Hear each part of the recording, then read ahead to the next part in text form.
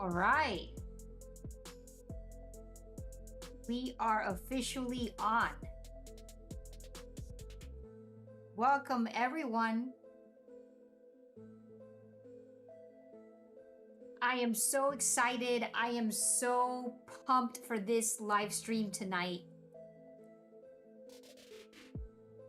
because we've got something special. Of course, we have the Seestar, we have the S50 on, and we are also featuring the Celestron Origin with the newly upgraded camera, the Sony Starvis 2, the IMX678C. So this is super, super exciting. Let me know who's watching. Let me know who's on and where you're watching from.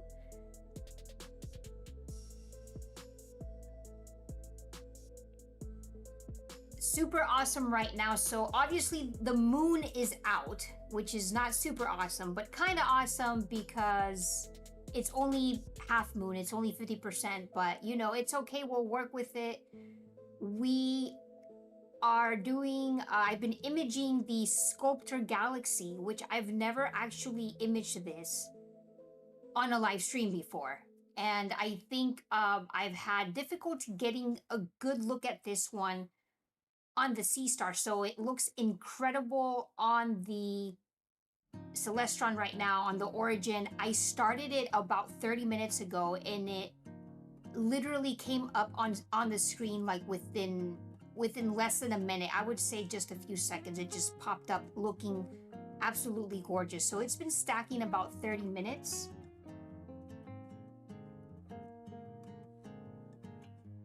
So my ISO is at 200 and the exposure is at 10 seconds. Let's see everyone who's there. We've got Richard.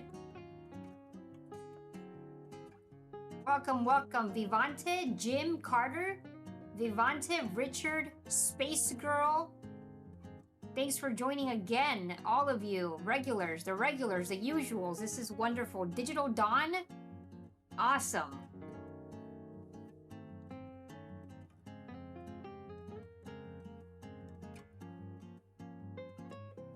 And Mike Hicks. I've got the S50 on the moon right now. So we're going to be battling that moon tonight. Hello, Richard. Yes, we are going to see what this can do. I do have the dew heater. Looks like it got a little bit of fog or maybe light on there on the Origin, but it literally just popped up. That kind of this kind of haze here. But we're going for it. This is just gorgeous. So we're gonna try to do several objects tonight with the Origin. I want to do a couple of star clusters. I also will have to go outside to change the filter. I'm using the clear filter right now, but I will go outside to change the filter so we can look at nebulae. So we can look at several of them tonight, and you guys can see just how quick the Celestron pulls up these nebula. It just absolutely, like any object, it just pulls it out so quick. And I think what blows my mind is that it you know, I am in Bortle 7-8 skies. You guys know this already. I'm out in Southern California and I have insane light pollution, but we're doing this. Mike Hicks. Mike, you're in Canada? Very, very cool.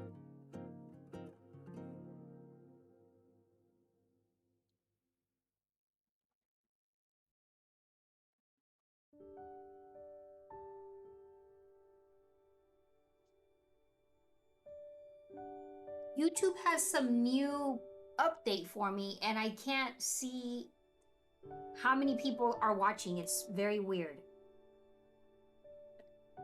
But I'll be able to tell through your comments, but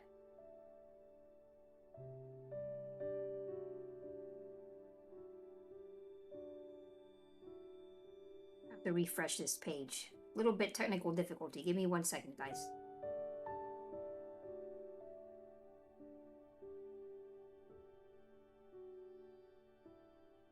Okay, I think we have 20? 20 right now watching? Okay, there we go. I can see it now. More than 20. Otto, thanks for joining. My scope cam has so much fog.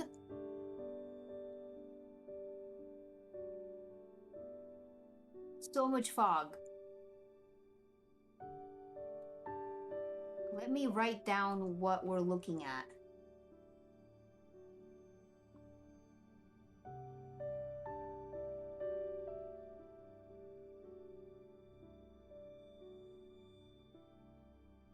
So we're looking at the Sculptor Galaxy, which is also known as the silver dollar, also known as the silver coin. I'm telling you guys this right now. I've never been able to get a good shot of this with the Seestar. At least like to be able to live stream to see it like quick, to see it right away. I would probably have to be on it for a long time. But this is why I'm so pumped.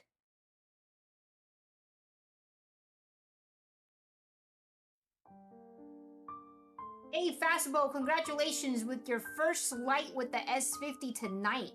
Wonderful. Oh, someone just bought 5 coffees for me. Thank you so much. Thank you. Thank you, thank you, thank you. Who was this? Who was this? Jim? You in there? I saw you sending a message earlier. Who is this? Hey, thanks for joining, Fastbo. I don't know if this is your first time, but make sure you hit the like, make sure you hit the subscribe if you're loving live deep space streams.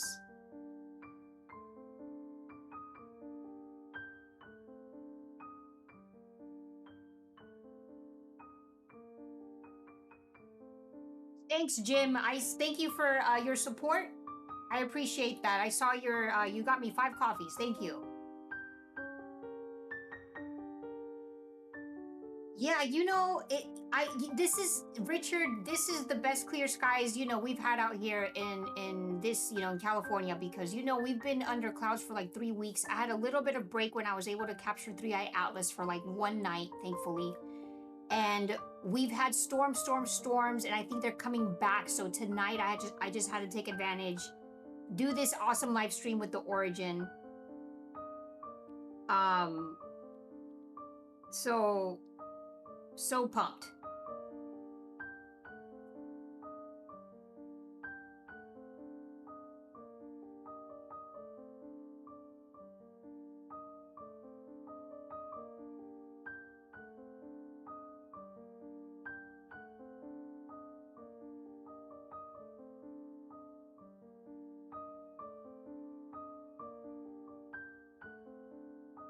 Anybody able to image tonight? I know there's like storms all over like the East Coast, I believe, of the US. Hey, Stealth, what's going on, man? Thank you so much for joining, and thank you for being a channel member. Awesome. Thank you so much. Shout out to my channel members that are on, which is Jim, Stealth as well. Awesome, guys. Make sure you hit the like button if you're loving this. Travel to Saturn, thank you for joining again. Travel to Saturn is back in the house. Back in the room, the Astro Room. Oh, okay. I know, Richard, I know you live very close to looking at those SpaceX launches, which is awesome. And I'll never forget your story that you said you worked on one of the Apollo missions. That is super, super cool that you shared that a few streams back.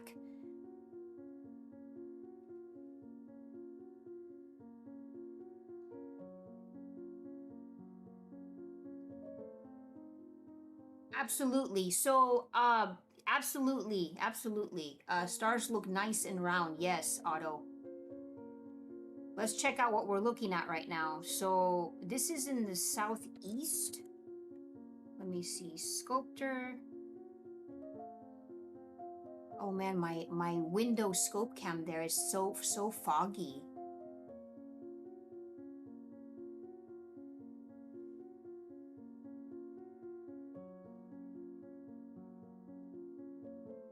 Wanted you guys to see that in action. There's the Origin, there's the S50, and the insane light pollution as usual. But that's okay, we're pulling through. Okay, so we're looking at the Sculptor Galaxy. Thank you so much, Celestron, by the way. I don't know if anyone from Celestron or who is watching, but this is a collaboration with Celestron.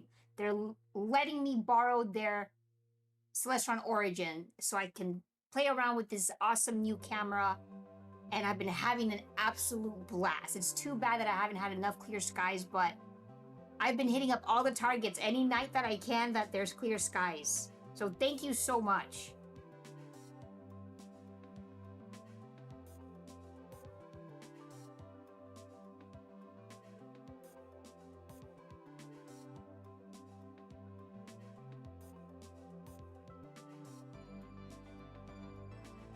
All right.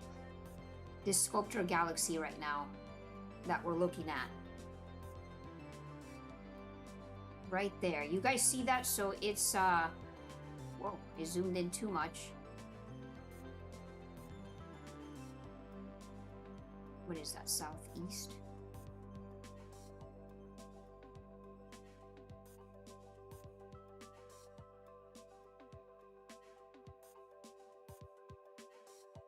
There we go.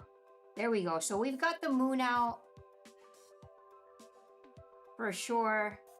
And it's okay because you know what? Like this is wild. Oh, I'm starting to get some field rotation on there. Oh, I need to get a screenshot of this because we're gonna move on to another target. I don't want it to keep getting that rotation. I mean, this has been doing so good though.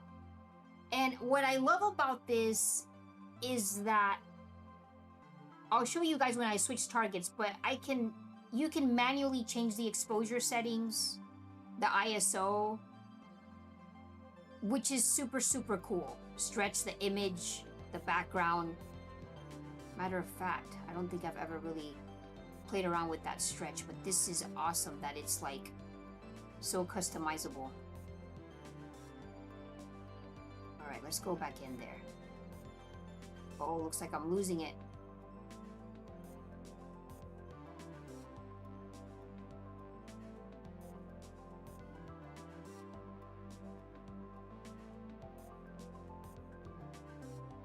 Yeah, Mike, so if you saw my latest video, I did a full video review on the Origin recently, and basically Celestron has been kind enough to loan me the scope for, you know, I've had it for a couple weeks now, and I told them I want to do live streams, I want to test it, I want to do all this stuff because now that the Origin, this is the Mark II that came out, and with the newly upgraded camera, you know, so I reached out to them and they've just been awesome. They've just been so nice, and yeah, they're all cool with it and letting me it's on loan. I want to keep it, Celestron. I want to keep it so bad. It's amazing. It's amazing. It's an amazing scope. It really is. Oh, I'm so sorry, Tommy. It's raining for you. Let me get the scope cam back up.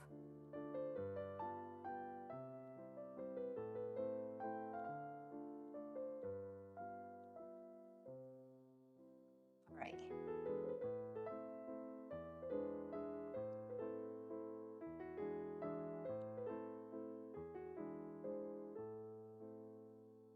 There we go. It's a little better now. Little better now. Wonderful. Wonderful. Yes. Okay, you know what? I want to take a shot of this. We're going to end the imaging. We're going to download and save. I do not want to lose this. It's stacked for how long? I've been on it for 45 minutes.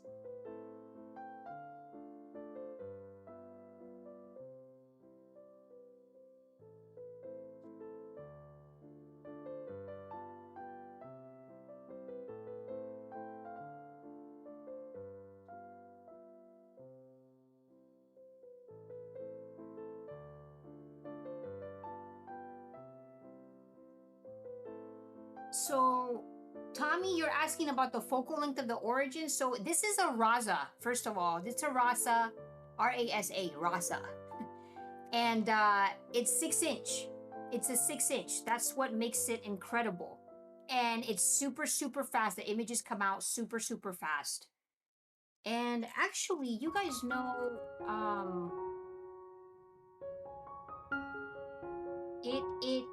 it's actually the price right now. I'm gonna let you guys know. So the Celestron, or the original, is a bit less, but this one, because it's got the new camera.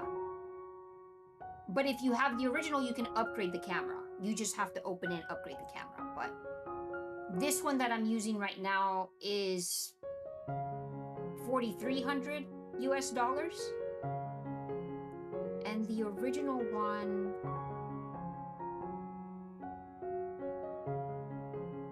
B&H Photo has the original one. The first one. Just seeing it online right now. I should just pull it up for you guys, but for that much. But what people are doing, if they have the original one already, is that they are just, you literally just unscrew the front of it, and you get your new camera and you put in your new camera. You don't have to buy a whole new scope. Like, how awesome is that? That's like a genius idea. You don't, every time the scope gets upgraded, you don't have to go out and buy a whole new scope again. You just buy the camera, take out the old one, put in the new one. Like, how awesome is that? Okay, wait, so it finished with this image. Oh my god, I'm just loving this. Wait, can you guys see this? I gotta pull this up. Let me pull this up, guys. So down here, it can let me edit and do all my whatever I need to do.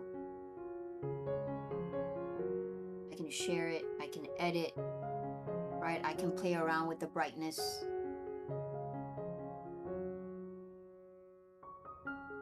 With the contrast.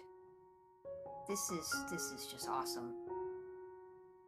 With the saturation, sharpening, love that. Put it back to how it was. And can export a copy. Yes, just please save it to the camera roll. Good, good, good.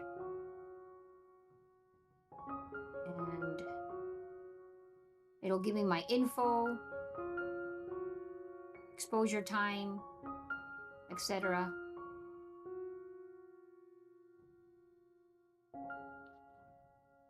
And here we go. So it has a watermark as well, but we can remove the watermark. Let me write it in there.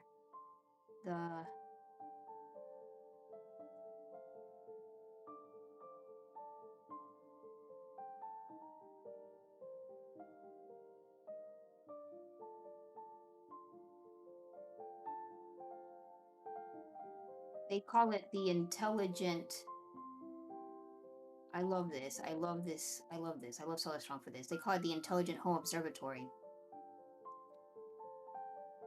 So that lens is huge, guys. This is a 6-inch.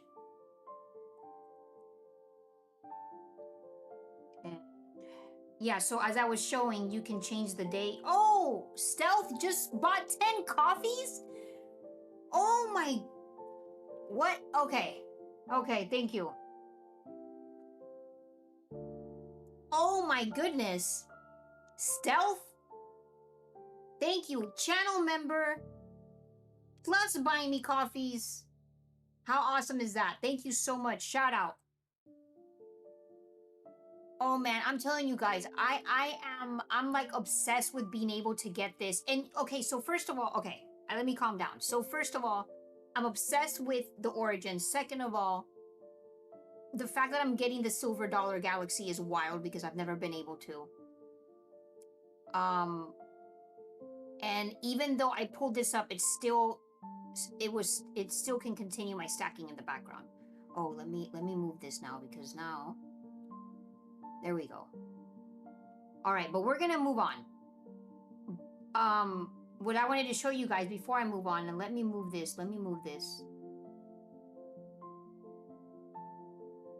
Okay, move this back, move this back. I can, like I said, I can play with the exposures. Let me show you guys this. ISO, which is very, very cool. This is just awesome. I love that. What did I have it on? 200. Change your filter. The exposures, of course, 10 seconds, 30, 40, 50, 60. Focus. Okay, we're gonna move on. Let's get you know what? Because I haven't tried this either. Let me get M37 before we move on to a nebula. Do I do M37 or should I do, you know what? Do I want this or do I want the shoe buckle? Okay, guys, what do you think I should do? Should I do the salt and pepper cluster or the shoe buckle? I'm kind of leaning towards the shoe buckle. I spelled that wrong. There we go.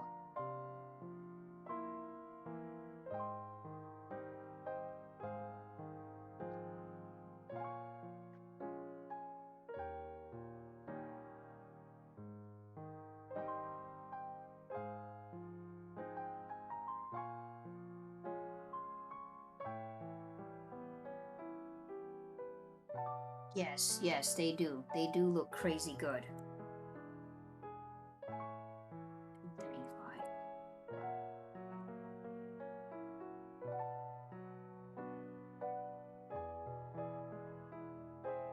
35. Where's the shoe buckle? It's under Crab Nebula. East. Let's try it.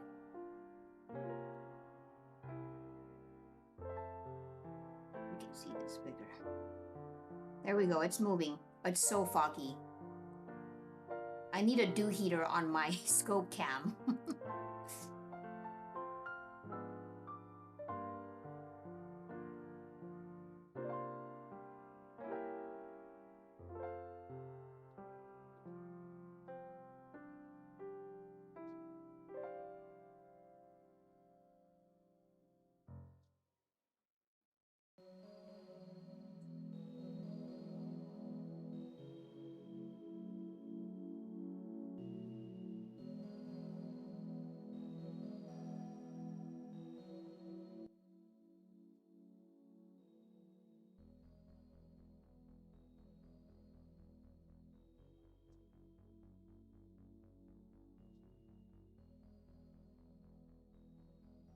Ready to image. Okay, so there it is. It's right there. That's the live view. Like if we're looking through an eyepiece, there's M35 shoe buckle. Let's start imaging this. This is pointing east.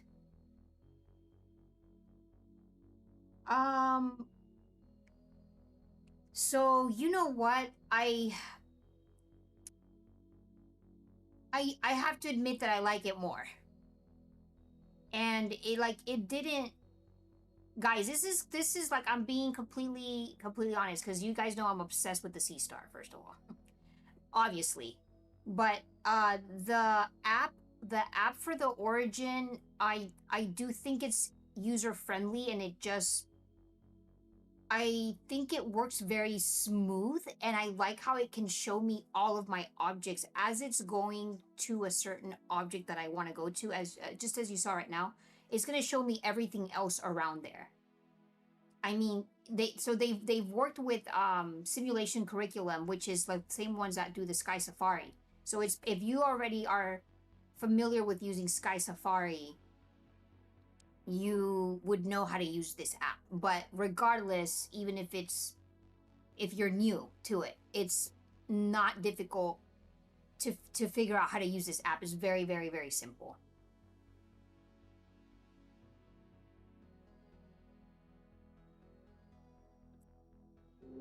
So I love how it's like I can zoom in and then just see like all the other objects that are around there.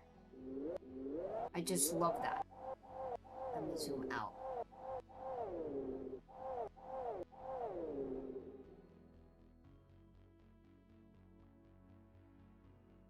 But yeah, this is what I love because it's telling me...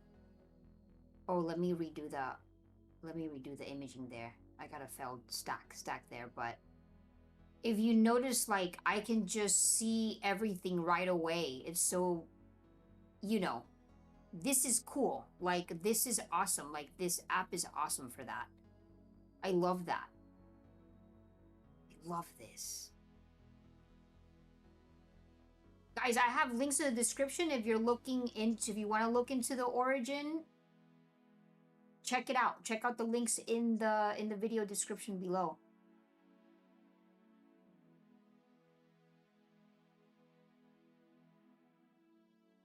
Let's go back to this. I have my ISO. Let me get it to 100. Let me start imaging again.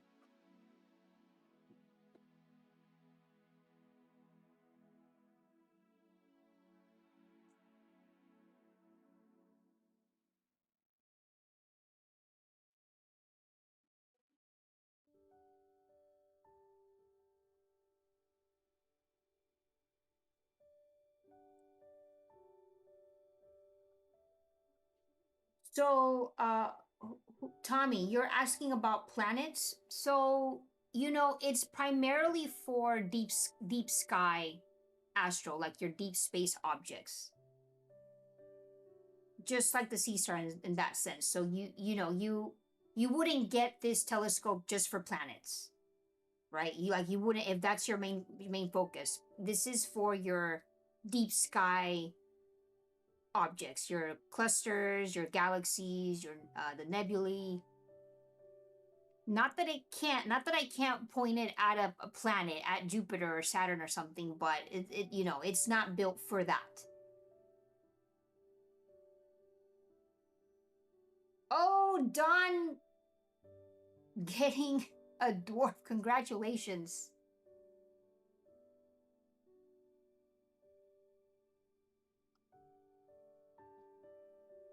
But if you notice how quickly the image just popped up, it's just like wild. It's awesome. All right, now I'm gonna end the imaging and I'm gonna try salt and pepper real quick. Salt and pepper cluster.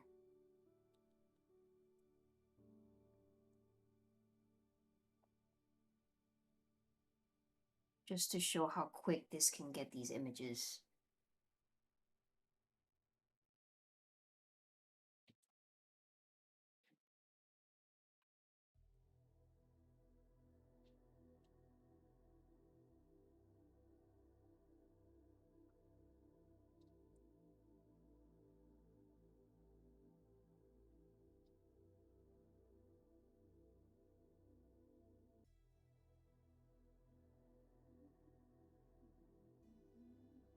Don, don't go over to the dark side.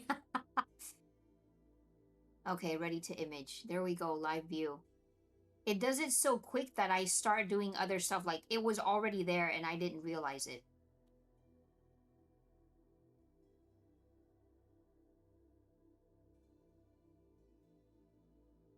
Hey, Bagger, MC23, thanks for joining. Nice to have you on.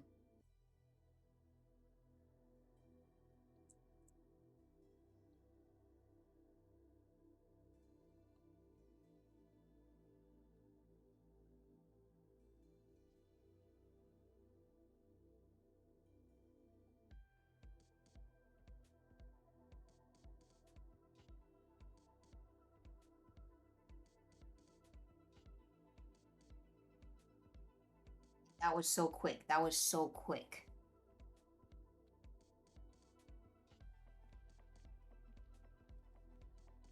That was awesome. Okay, let's do another one. I'm gonna go to a galaxy now. Where is Triangulum right now? Can we do this? Cancel and center new target. Yes, go to the new target. Did I cancel it?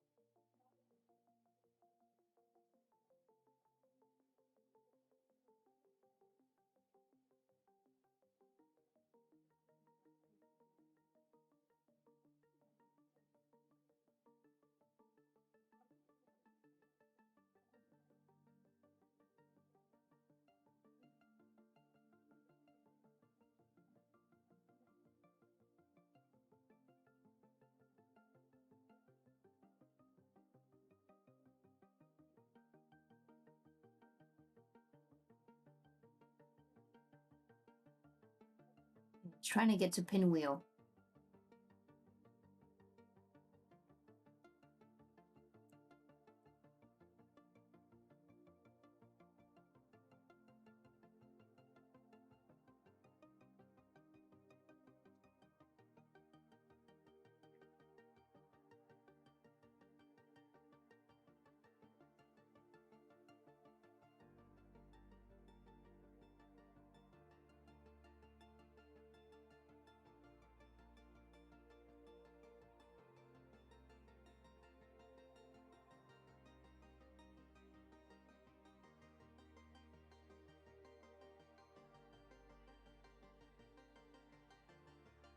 I think I accidentally made it go there twice.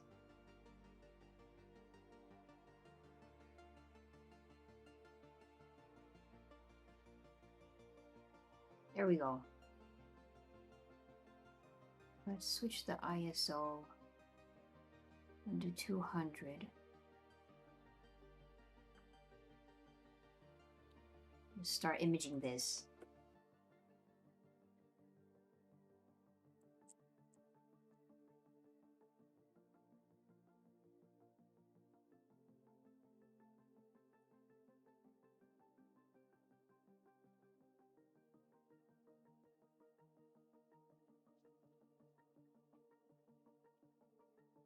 Yes, it's coming out. Yes, Dallas, it's just a loan. Hey,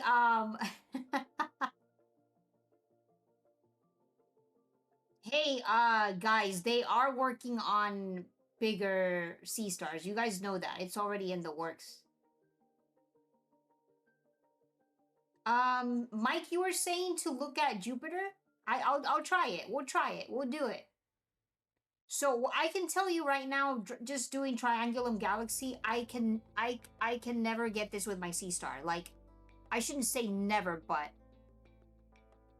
it takes forever to capture a little bit of it. You can't compare it. You cannot compare the scopes, guys. Like, you can't. This is a 6-inch Rasa. This is a 6-inch scope, okay? This is wild fast and a giant lens. So yeah, this is insane.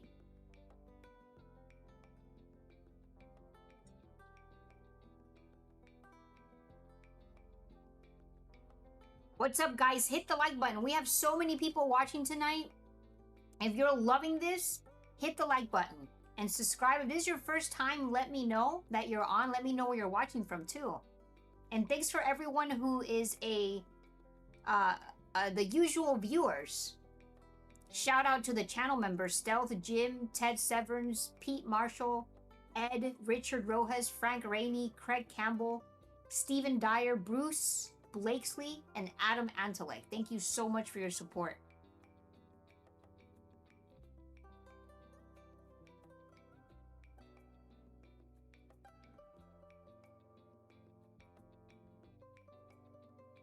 Oh man. This is looking good.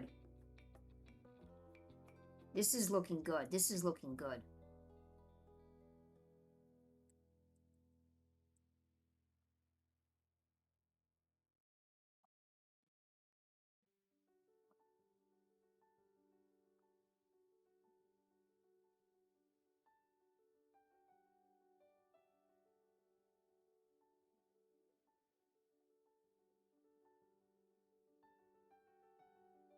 Hey, Stealth, you said you put something on the Discord? Trying to pull it up. Let's go. Oh, wow. This is awesome. That's great, man. Alan, Stealth, the Heart of the Heart Nebula. Love it. Thank you for sharing that.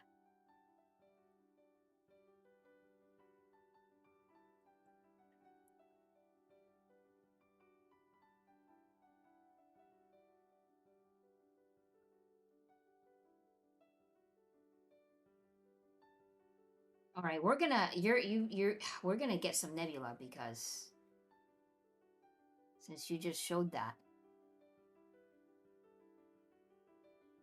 And I have to go change the filter.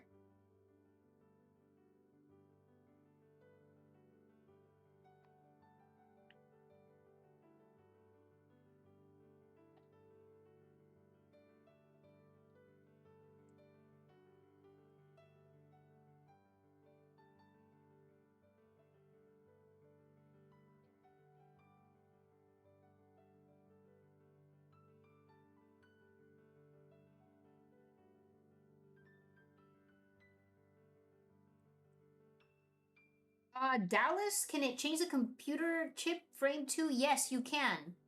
And I was saying earlier, you can like unscrew the camera and put in the new camera for those that have the original Celestron Origin.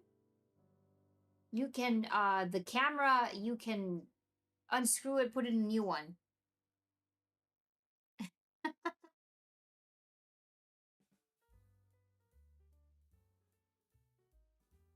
Hey, Mastercraft, what's going on? Yes, you are joining again. Thank you. We got you, Jim. We got you in here. Thanks for being a channel member. Thanks for buying me some coffees tonight. That was awesome.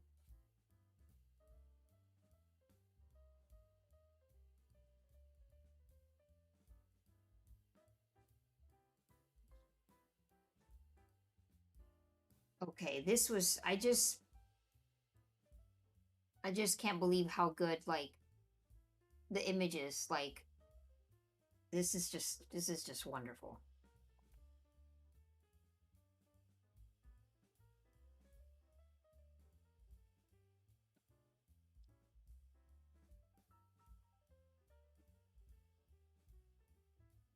What's going on, Coconut? You know, this hobby is super weather dependent, so I try to image once a week if I can, like live stream is what I mean. Imaging more than that, obviously, more than once a week, but for live streams, I try to once a week, you know, just depends on the weather. I haven't been able to since I think 3 weeks because of the bad weather, and then I've been working on other videos as well. So, you know, with the videos that I post, right? So, but what I if you join my Discord, which there are links that I have posted here while you're watching, or Instagram, I always let people know. I try to let people know 12 to 24 hours in advance before I do my live streams. Through Instagram, through the Discord, I let people know, and I will set up the scheduled live stream on YouTube so people will know as well.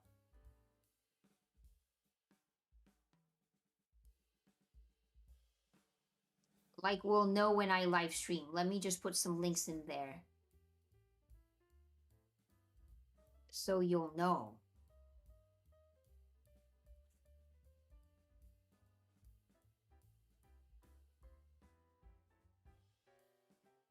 Live stream schedules on my Discord. And I also always let people know on my Instagram as well. Like I said, 12 to 24 hours in advance, I let people know.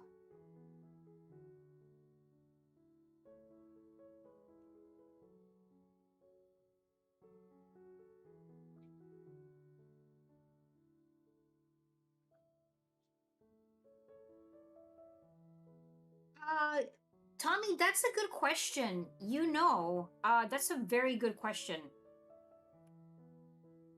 What I've noticed is, so it has a lot of features with like, actually, let me show you guys because you're asking me that. Let me close this up.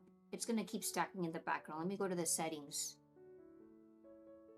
It has an insane amount of features, but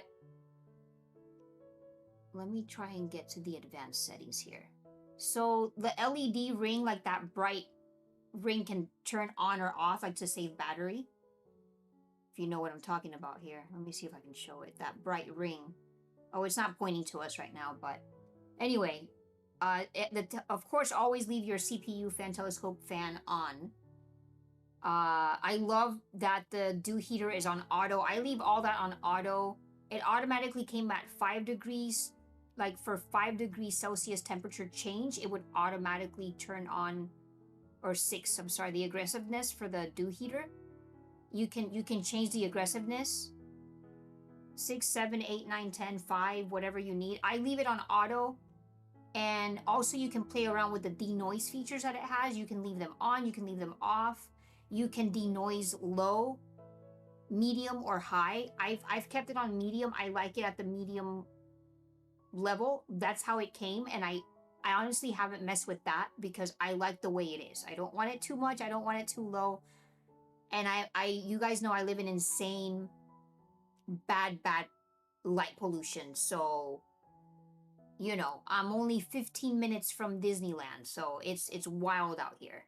And there's like a million Costco's and Walmarts and stores everywhere, all over. So it's like I'm in a city, so but the only thing I do mess with is the exposure settings, the ISO, depending, like if it'll tell me like I can't see a certain object, it'll tell me like there's too many, it's too bright or something, or the moon. I can just change the ISO and it'll capture the image when I change the ISO setting.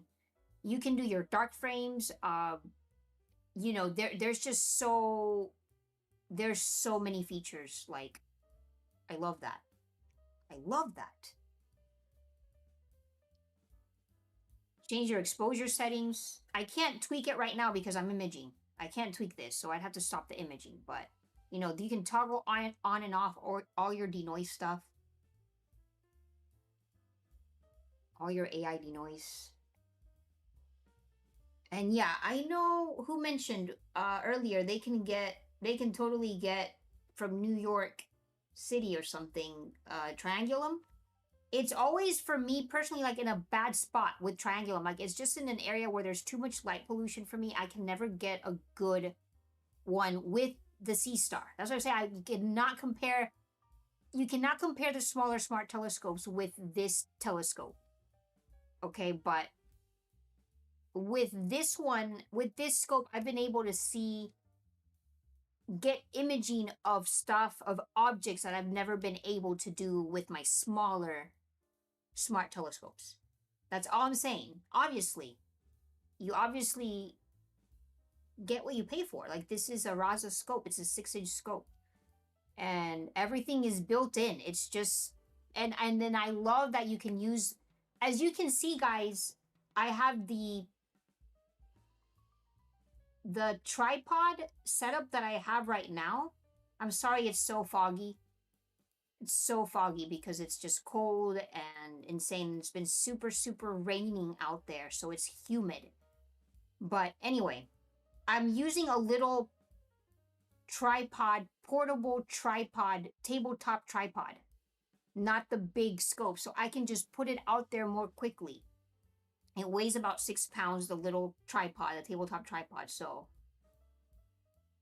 yeah, like, you know, I don't have to go out there with the giant, heavy tripod that I can barely pick up, you know? It's just super heavy. And so I just put it on that mini one. I'm sorry that it's so foggy. You can't see it as well. But you can see it in my video because I do a full review on it.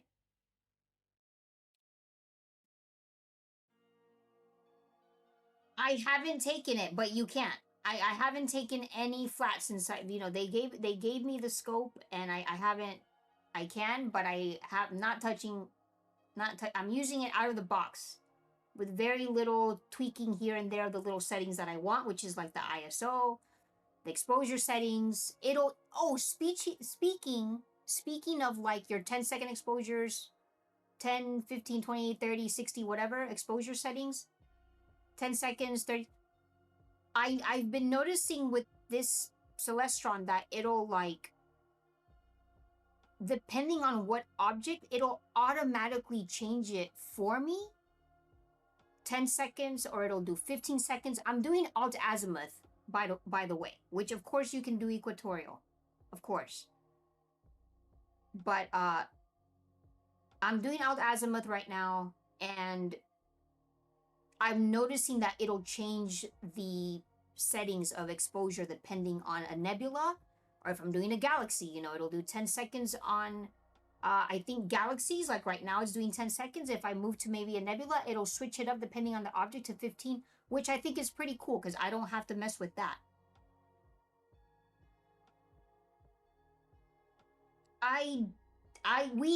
Yes, I got an insane amount of rain. So many people got flooded. My area where I am did not, thankfully, but it's been terrible out here. We need the rain, but it's been bad. But we definitely needed rain. Thanks for checking, Stealth. Appreciate that. Yeah, in Northern California. It's been bad out there too. All the storms came from up there to out here.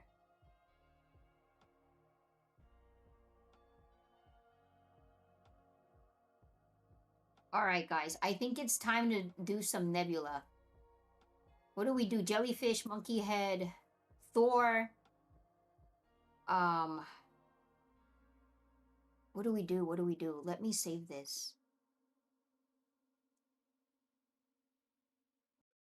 Oh, wait. Before, I forgot, Mike, you had said to go to Jupiter if I can view it, which I should be able to.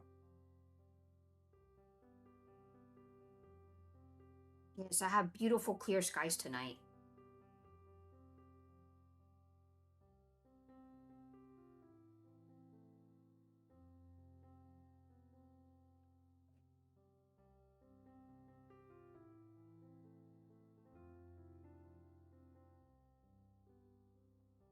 Oh my gosh. I just found out something. Oh my gosh.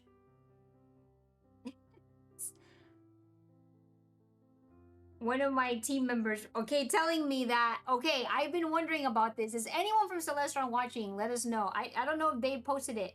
So the biggest tech, what do you call that? Show is coming to Las Vegas. It happens like once a year. It's like the biggest tech show in the world, the biggest tech. It's called CES, CES. And it's the most powerful tech event in the world where they do new technologies. ZWO is going to be there, obviously. I just found out that Celestron is going to be there. Just right now. I've been wondering if they were going to be there, and they are.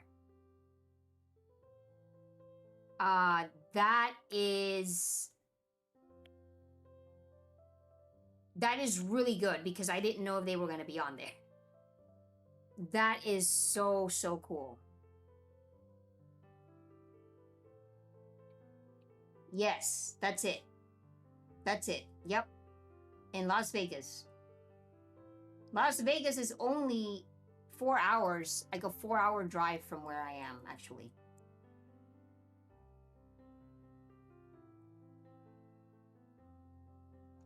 M16, Tommy?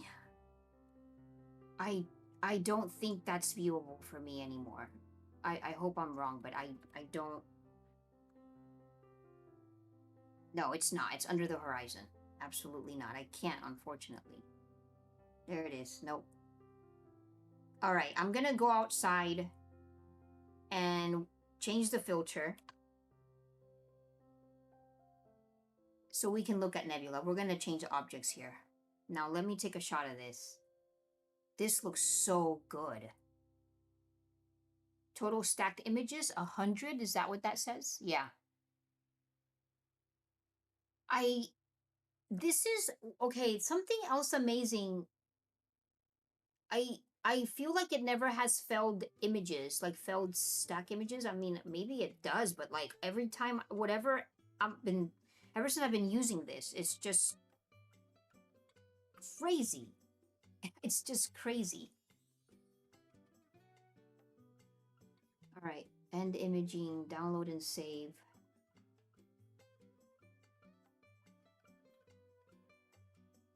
And then we'll go to Jupiter, and then, before I forget, and then I'll change the filter. Yes, I will. I'll do Jupiter. I keep forgetting. There's so many things to talk about. You know, okay, Mike, Mike, let me tell you right now. Let me tell you right now. Let me tell you right now that. So I, being such a lover of small smart telescopes, I thought I was very intimidated to start using the Origin. Was when I first got it, I was like, oh man, is this gonna be like crazy hard? And it wasn't. It really wasn't. I'm telling you, I'm saying this completely like unbiased. Like I'm not just saying it because I'm using it right now and I've only had it for a few weeks, but I'm telling you, my first 2 nights I imaged tons of objects. Like all the objects that you saw on my review video, if you saw it, my review of this telescope, I imaged all those objects, almost every single one of them in one night. Like it was so, because it grabbed images so quick and it just did them so good.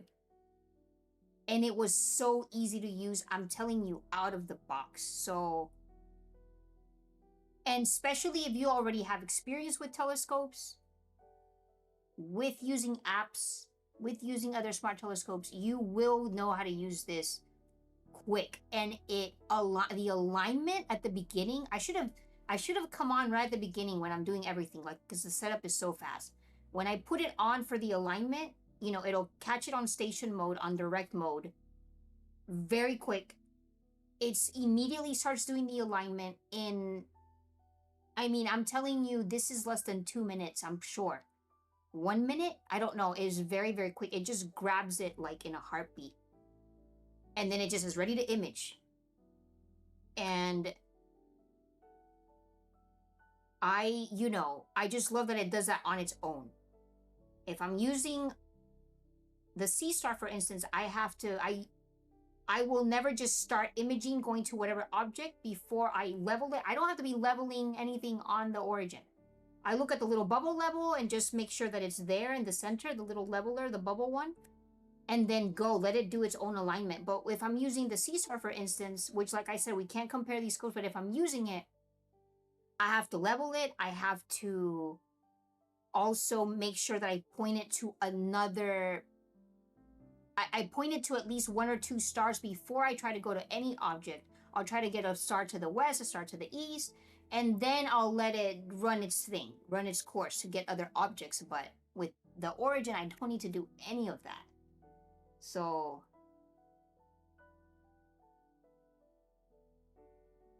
I'm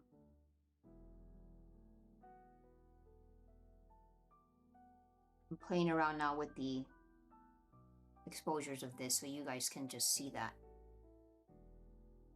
The contrast. Oh, you can't see it because I moved it. Hold on.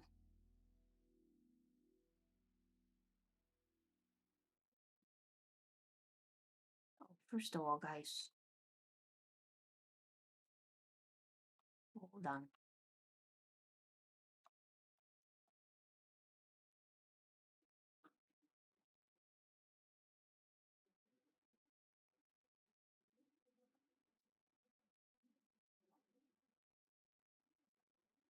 Okay.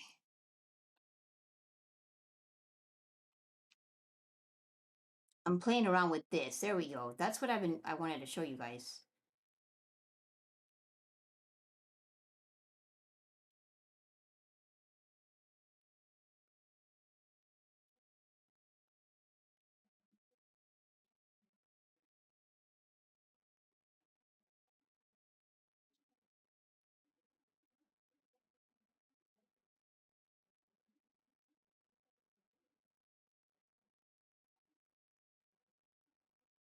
I can crop it too if I need to.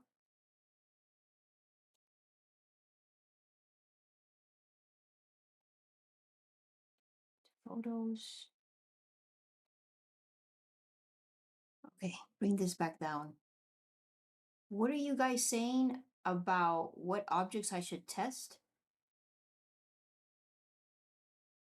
All right, it's finished imaging, so close this, go to Jupiter.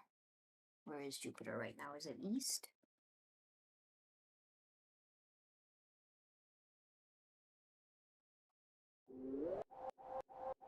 It's east, yes. Let's go.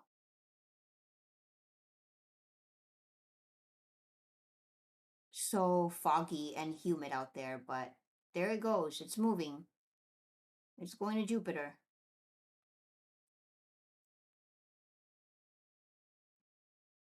C-39 Space Girl? C-39. Which one is C-39? I can't find it on my sky guide.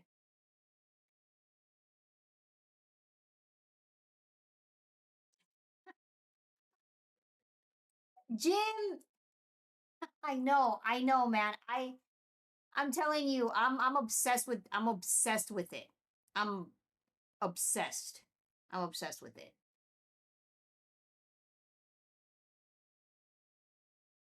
Yeah, that triangulum got it. It's just gorgeous. Yes, you can. Yes, you can, Don. Yes, it's very cool. A lot of little different settings for that. Oh, it's there on Jupiter, guys. So it's been there. I'm slow. You can see the live view right here. I'm slow to it. I'm the one that's slow. It got there already. I can start imaging already. There we go. Look at how clear that is. Let me play around with this because I've never played around with this. Background. Was it on 50? Do I have to give it a minute or two?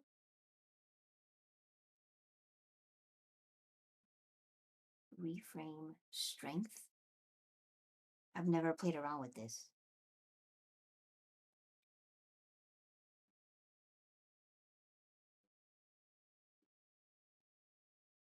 ISO exposure.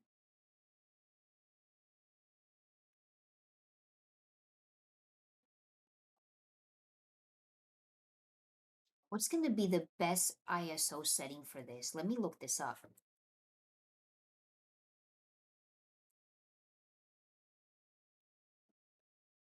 Before I start imaging this.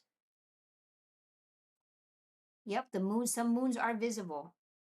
Let's start with the low ISO. Okay, I just looked it up. Let me, we have it pretty low. I'm going to keep it at 200.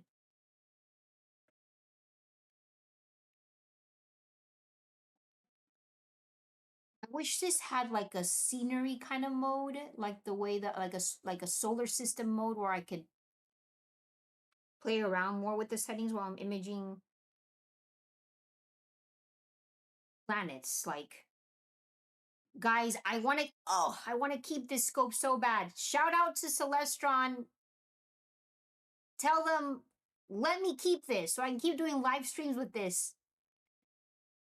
Oh my goodness. But do you see how quick that is? Look at how round those stars are, even despite my insane light pollution. Okay, can I mess with this?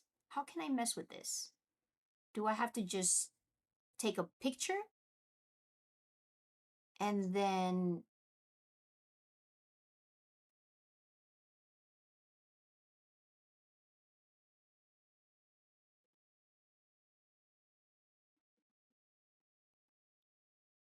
Guys, tell Celestron to let me keep this. So if I...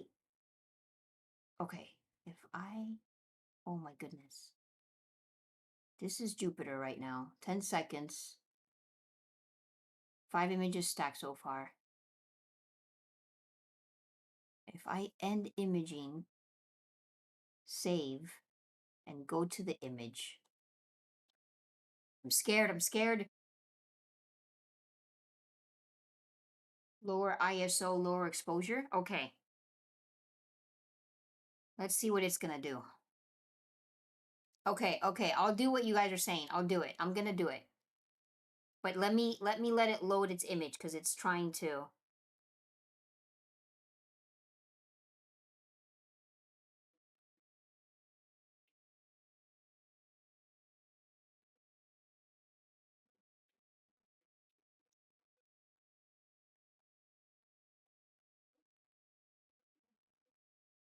Can I play with this? But I'll do it again, like you guys said, with lower settings and exposure. Okay.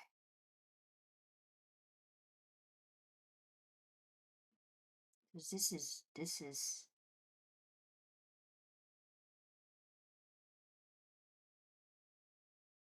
okay, let me do it again.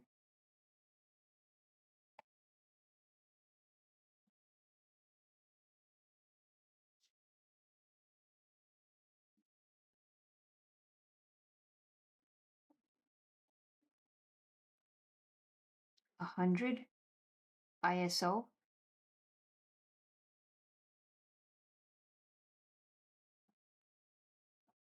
5 seconds. Start over. 1 second.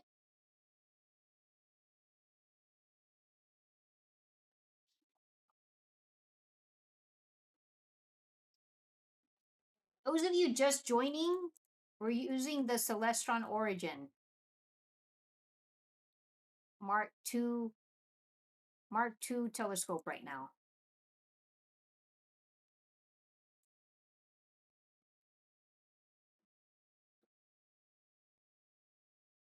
I can change the I can change the exposures while it's doing this? Wow, it looks like I got a star mask on there. Yeah, so it does have AI denoising on there.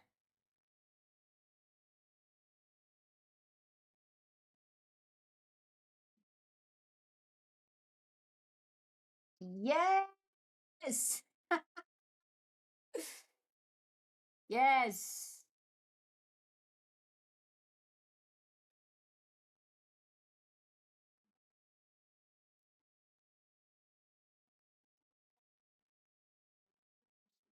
Put it on 1 second.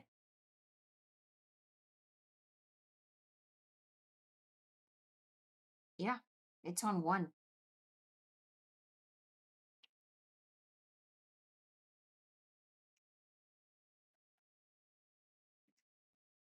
I think I would have to stack. I would have to stack these images, post process and stack to be able to like see all the details of Jupiter. Because this is looking wild though. Like you can see the moons too.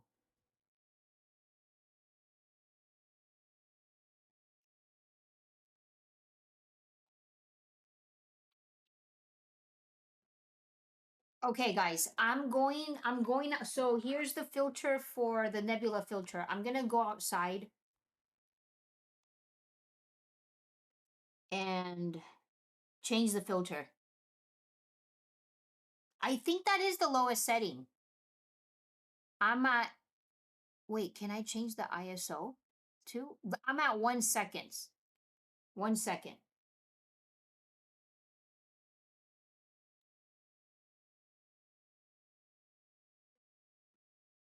Yeah, I think I don't know if I can make that lower.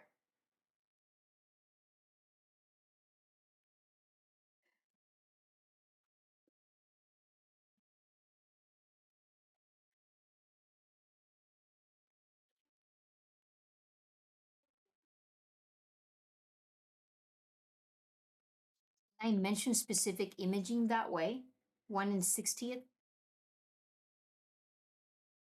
because they say this is so adjustable.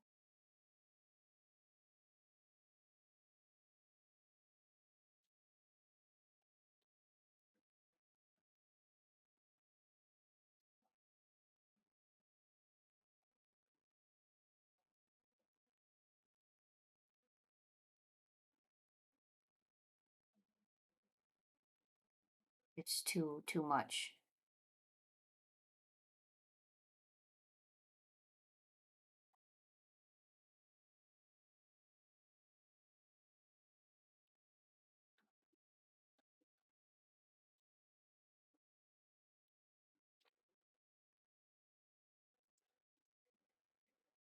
I think I can tweak this.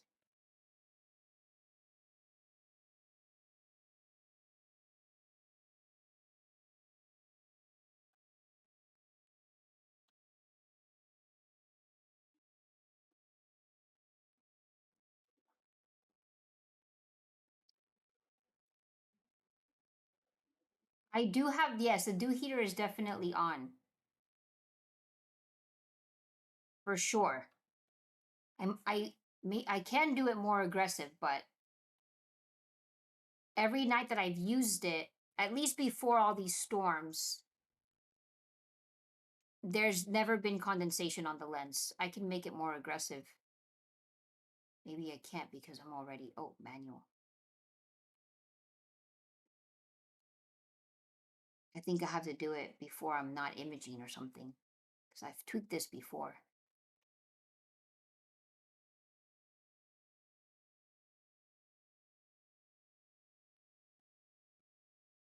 Yeah, I leave it on auto.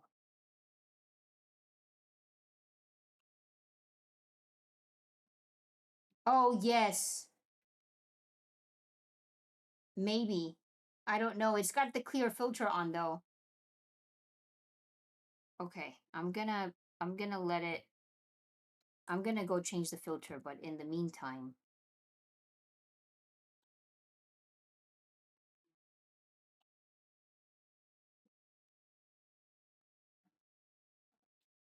that humidity outside with the camera looks crazy. The scope cam.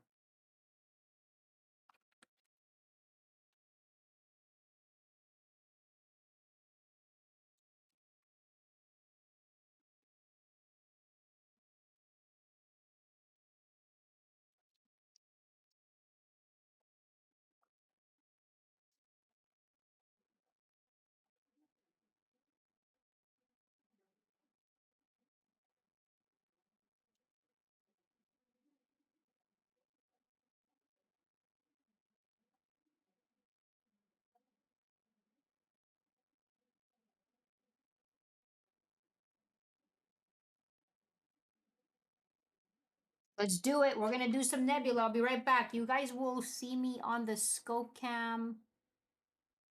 It's foggy, but you'll see me on there when I go outside. I gotta put on a jacket because it's freezing out there.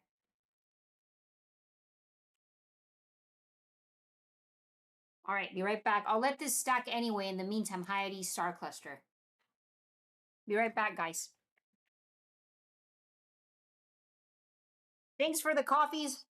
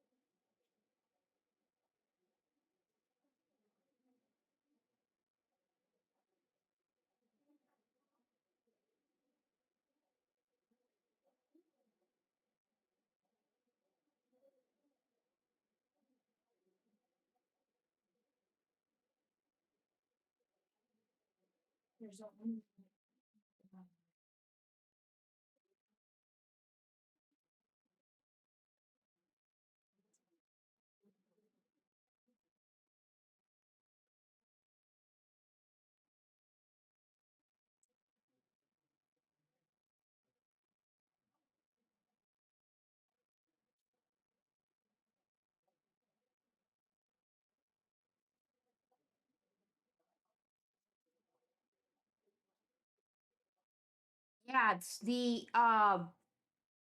origin, the lens looks completely clear. Like there is no condensation on it at all.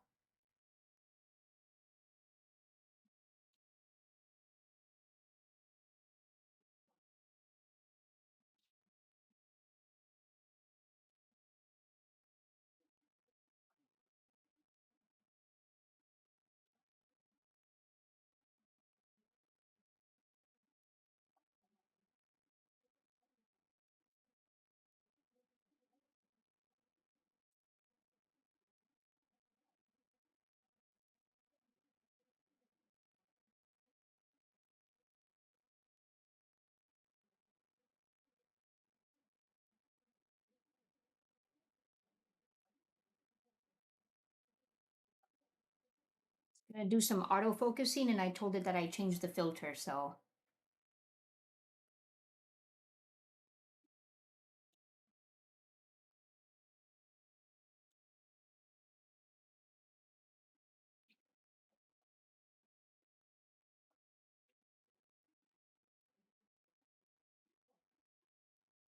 just let it focus.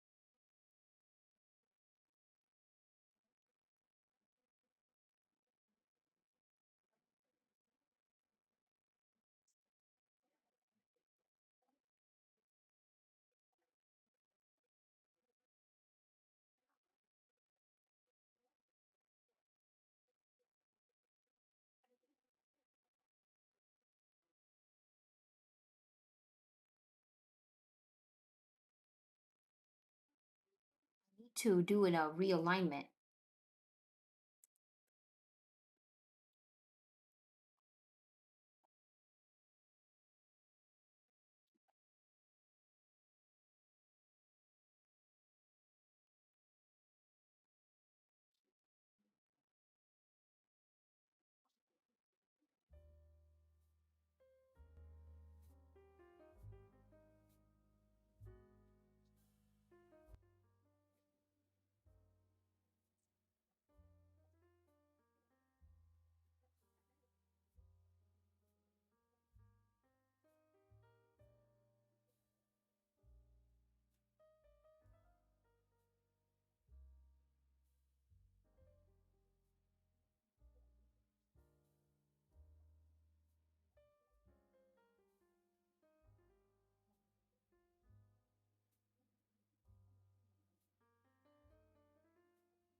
Might have moved the scope a little bit when I was changing the filter.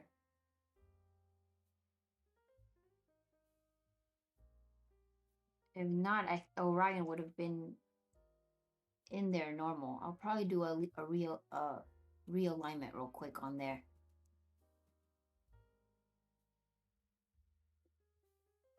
So this is at 10 seconds, ISO 200.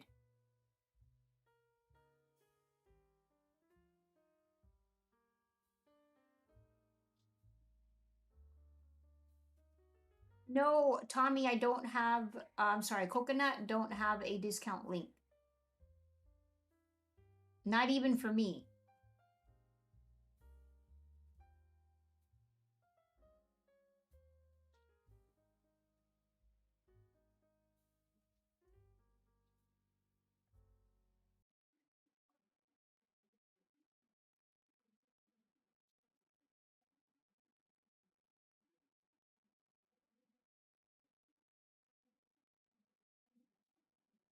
Ryan is looking great though.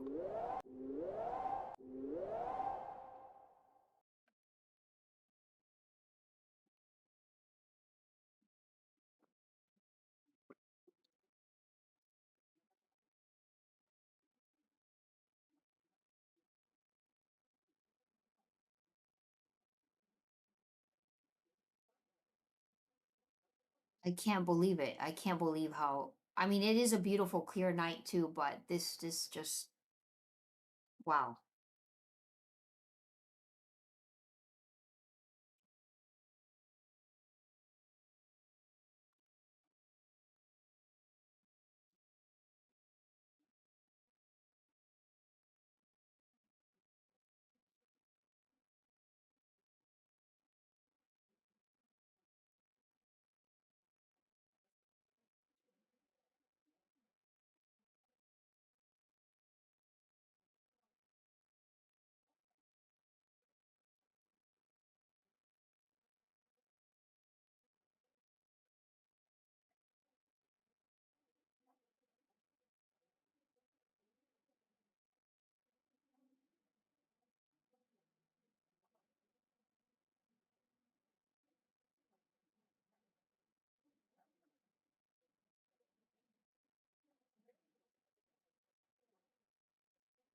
Okay.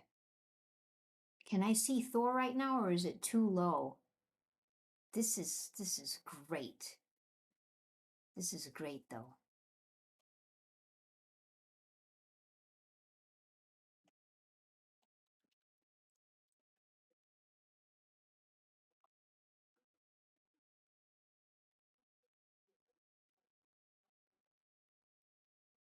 There's Thor.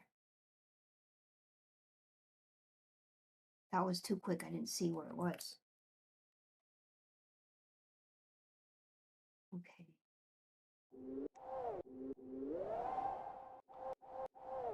Southeast. It's a little bit low, but let me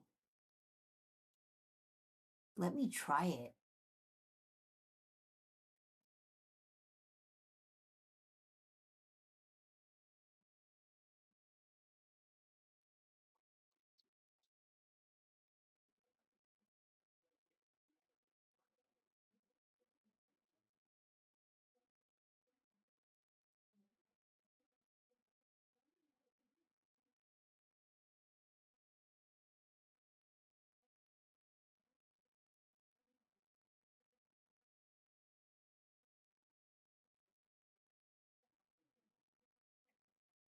No, it has stretching on there, but no histogram.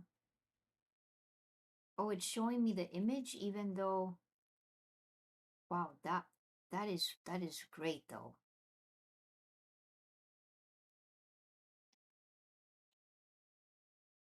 I wanted to go to Thor.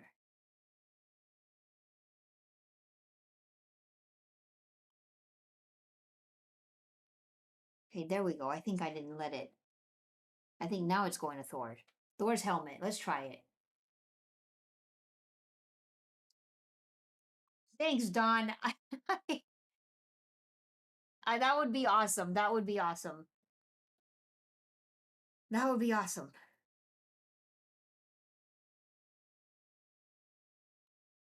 Duck Nebula, aka Thor's helmet.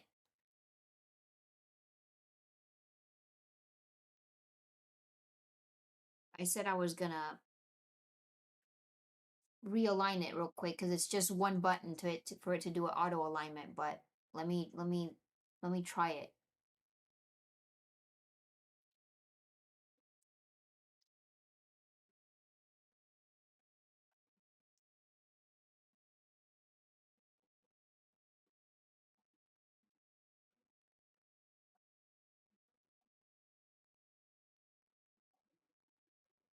It is, it is. I'm telling you, it's just. But I mean, I think because of the fast optics, it's a Raza, so it's just crazy, crazy fast.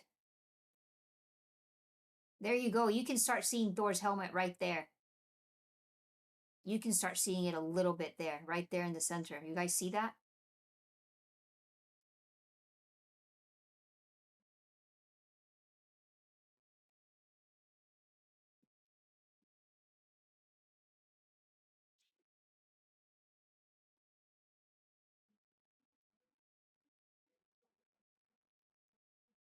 Okay. Let it stack. Let it stack for a little bit.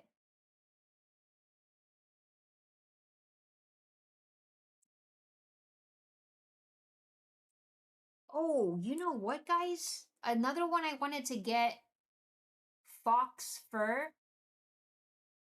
Fox Fur Nebula Snowflake Cluster. It's like next to Cone Nebula. Cone Nebula, Fox Fur Nebula. Anyway, we'll see if we can get that too, but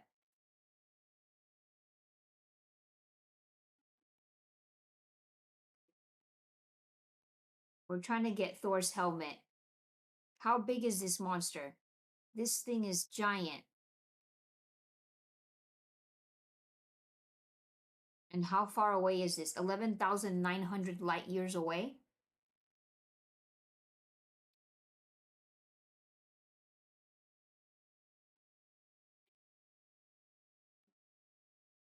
I actually have not tried this one yet with the Origin. I haven't.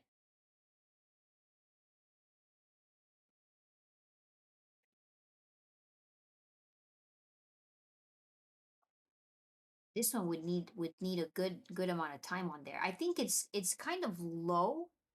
I like objects a little bit higher up. I mean, it's not that low, but it's not that low, but it's not as high as up as Orion.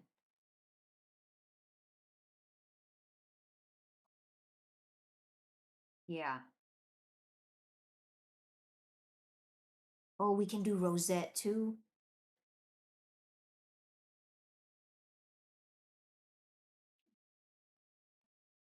So Thor's down here, and then Rosette is right here. These objects, yeah. So next to Christmas Tree Cluster is Cone Nebula, Fox Fur Nebula. I've never tried Cone Nebula either. I haven't tried those with the Origin. Fox Fur Nebula, Snowflake Cluster all together right here. And I like it. All these objects that are very high up, it's even better the higher up it is.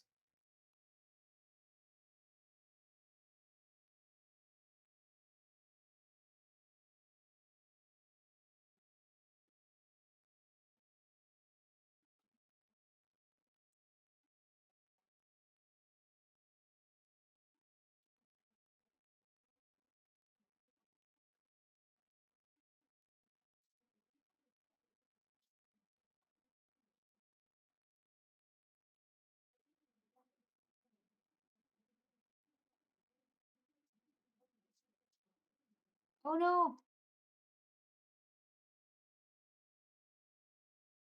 my network, what's happening? I'm gonna try to go to Rosette in the meantime with the other, with the S50.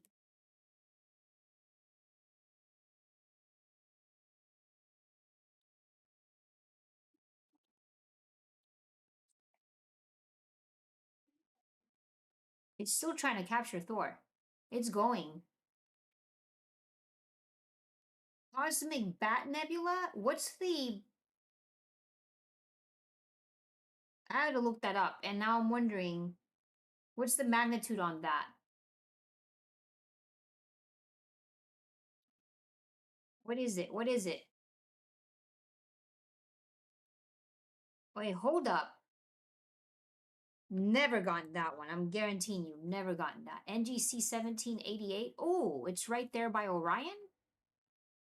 Reflection Nebula? 9 in magnitude, angular size 8, 1,300 light years away.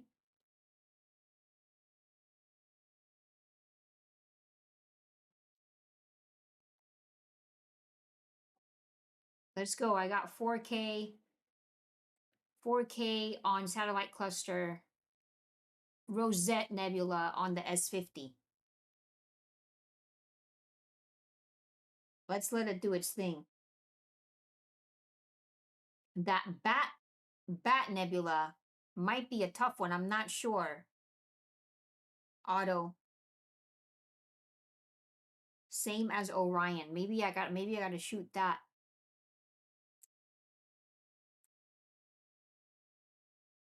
This always looks like a snail to me. I know they always say they call it the Thor or duck, but this always looks like a snail. Like I can see the little.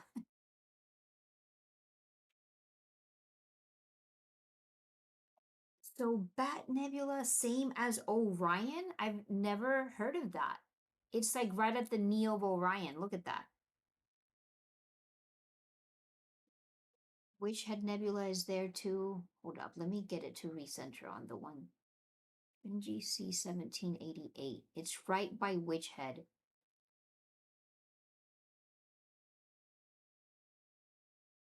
9 magnitude.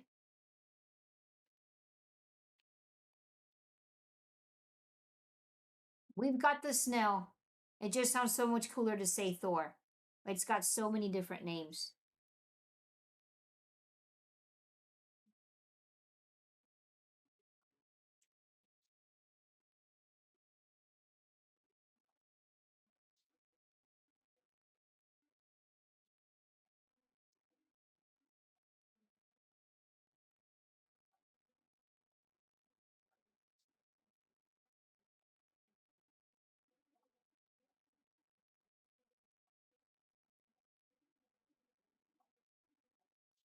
Looking at pics of Cosmic Bat.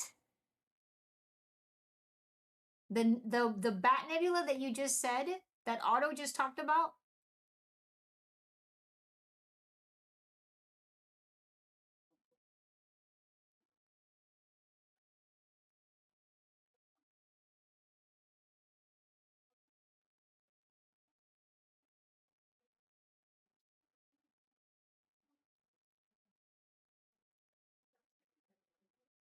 Oh my gosh.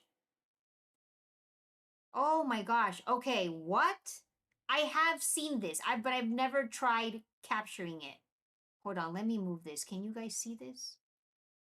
Wait, you can't see that. Look at this, guys. Otto, thank you. And Dallas. Holy cow. This is a monster. So it's by Orion. This is like one of those dark nebula, maybe? That's like probably really hard to capture. I just mean like I need to be on there for a long time. This is an absolute monster. It's this one, right? Oh my gosh. Thanks, Digital Don. Oh my goodness. Okay, let's look at Thor a little bit. It's coming out. It's coming out. I'm gonna switch it to some other insane nebula though, because oh, you know what? I know what we're gonna do, guys.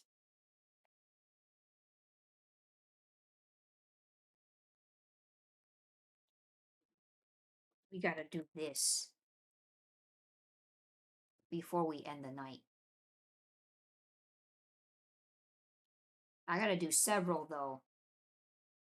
I need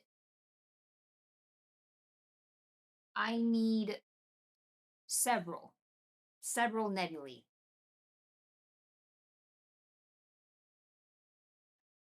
Okay, Otto, that's the one, the bat one. That I have heard of it, seen it, but I've never imaged it. That looks wild insane.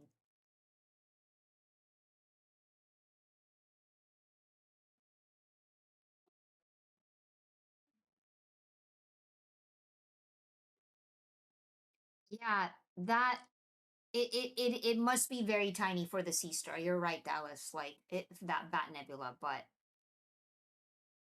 it's very cool. It is a super cool nebula, without a doubt. Tadpole 2. I know. I want to try and get every time I try to switch nebula, it like still wants to show me what I just got. Did it get to it's like it's telling me, "No, wait, before you leave. We want you to look at your imaging." Okay. I see what it's doing now. So yeah, it'll like I'll tell it to go to another object, but before it'll go to another object, it'll just scream at me basically. Like it'll just pop up with the let me show you first before you move. Let me download the image that you were trying to get or what you were getting so you can save it. That's kind of cool because sometimes I'm using the Seestar and like I'll want to move objects and I'll forget to grab. You guys have seen me do that. I'll forget to download the image and then I'll lose it.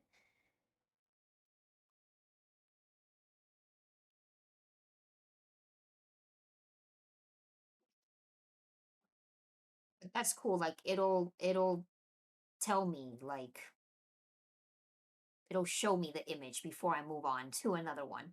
Okay, the S50 is on Rosette and it's looking good.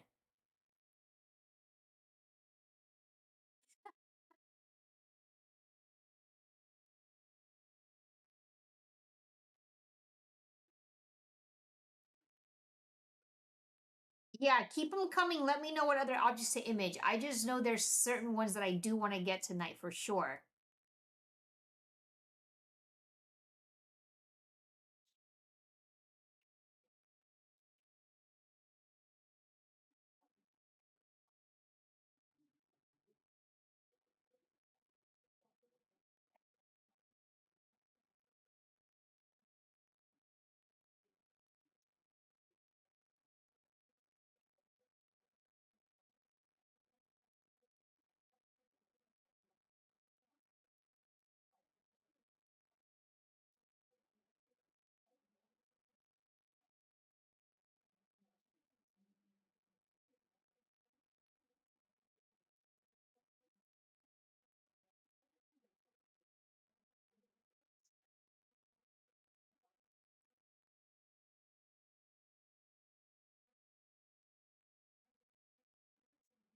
I think I can change the I can make the ISO a little bit higher, but it'll can I no, I can't change it unless I stop stacking.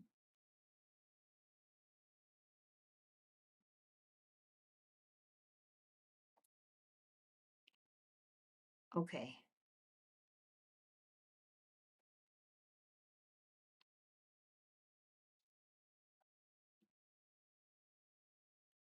Messing with my S50.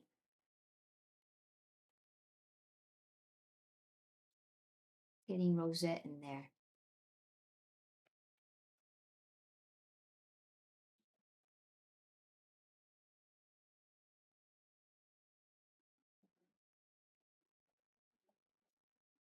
Oh, Eskimo Nebula? You know what? That's like known as the clown face. I wrote that one too. I really want to get that too. Space Girl.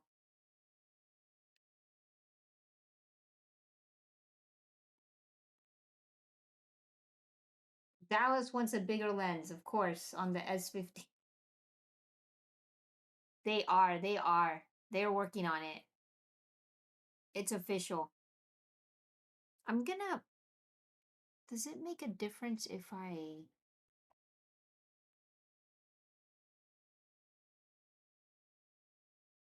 I'm gonna try something.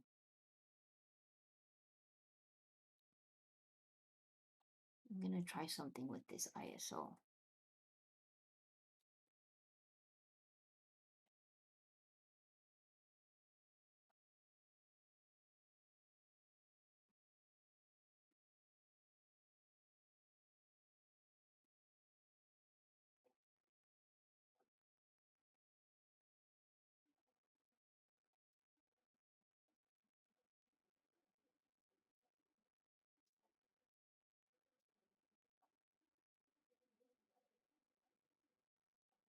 Let's give it a minute or two on this.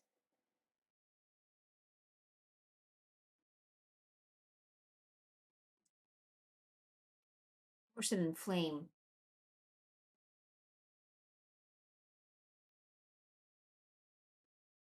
Running Man Nebula 2. I have like a list of Running Man Nebula. Little Rosette, which has the tadpoles. Tadpoles are really cool. Who was mentioning that a minute ago? Dallas?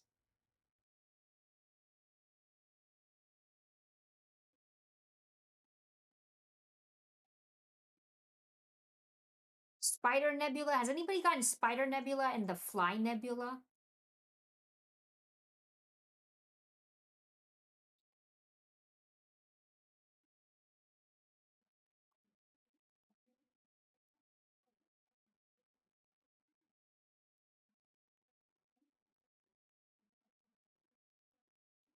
Okay, let me look that up, Space Girl.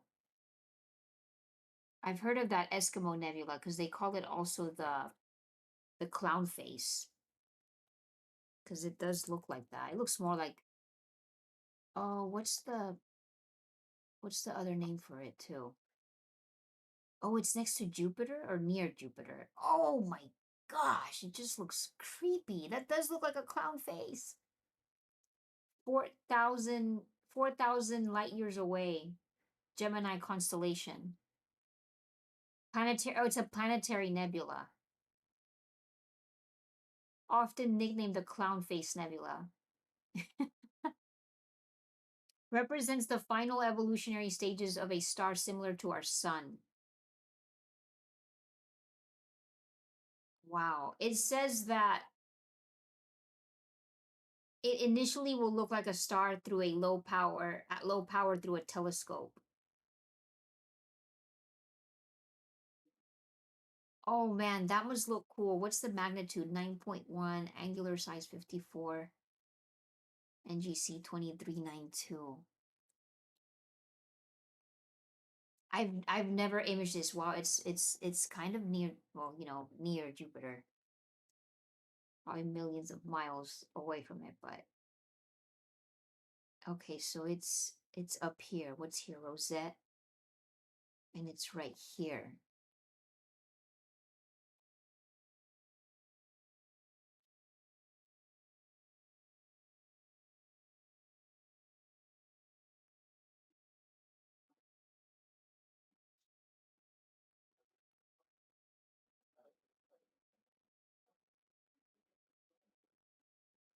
You're going to get Spider Nebula, Tommy.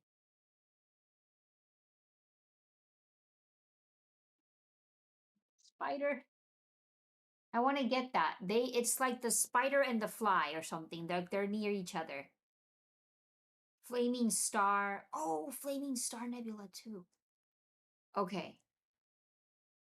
And I know the fly is like near it. These are good winter targets. The fly, there it is. You see that? It's right beside it. So we have Flaming Star, Spider, and then the fly was like right over here. Let me look at that again. Yeah, it's right there. Okay, zoom in. Let me zoom into this. It's all together, all of these. I love these names they give it. Tadpole is there.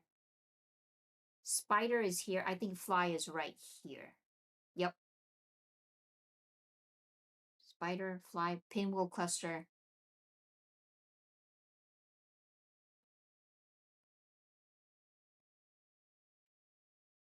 I need to realign the scope, but we're getting Horsehead now. Poor fly. Jim, I know. Okay, you know what? Because you said that, I just want to look it up now. Oh, where were we? Let me see. Can I get like a close up of that fly? Spider, hold on. Spider Nebula and Fly Nebula. I need a close up. Like, is it like a little tiny baby looking thing? Where is it? The spider and the fly.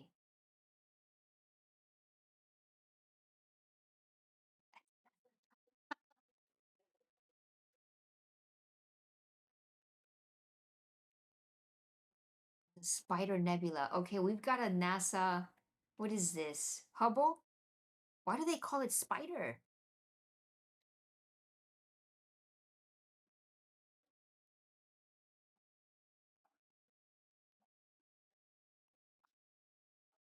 Oh, spiders and flies. Wow.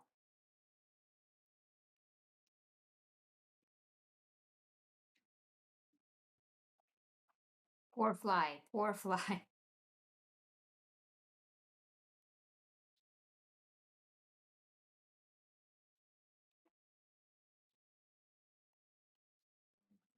Okay. Mike Hicks, M78.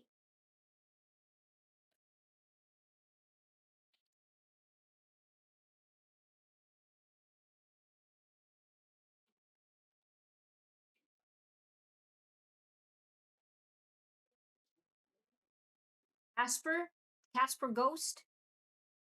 How tough are these gonna be, man? Oh, it's by Orion too.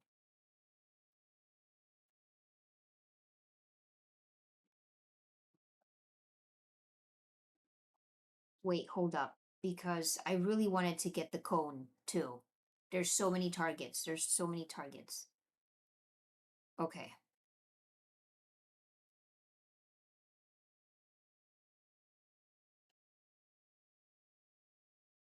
I've never done this one.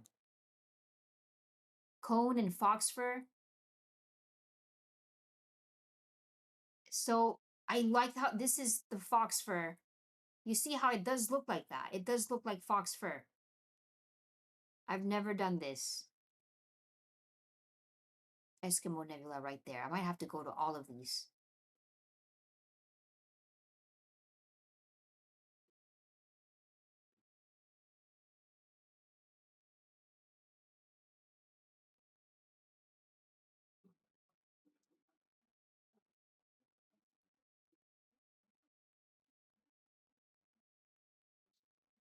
Okay, the live view is there.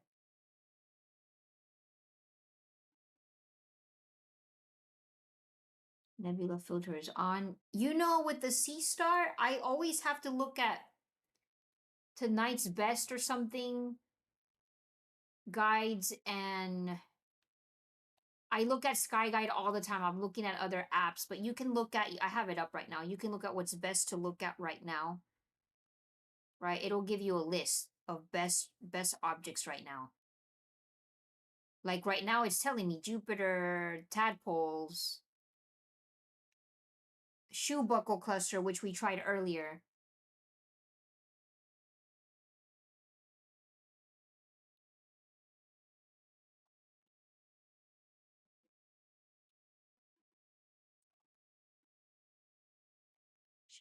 I keep saying I'm gonna realign, but I haven't. So much to do, so little time. Yes.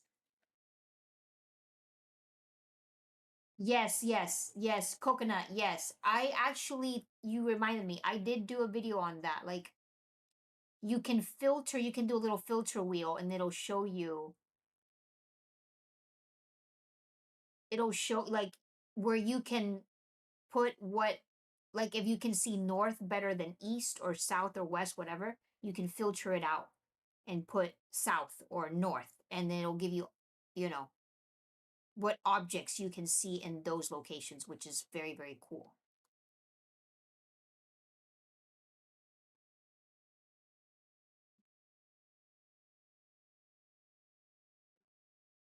Yes, the rosette. Yes, and we should get it on the Origin too. We can see how quickly it comes out.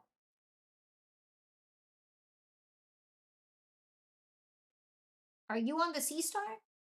Adam Berry, thanks for joining.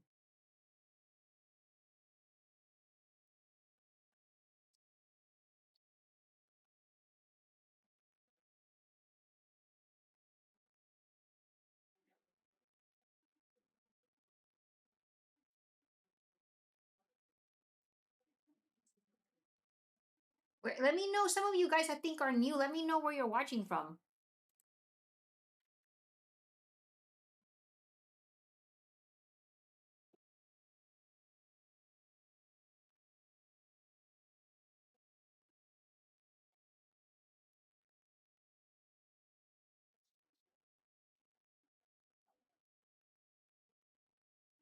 This cone nebula is gonna be a while probably. I might have to switch it up. I want like some good targets I can see right away. Monkey head. Eskimo Nebula. I know you said that earlier. Space Girl. Running Man Nebula, have not tried it on the Origin either.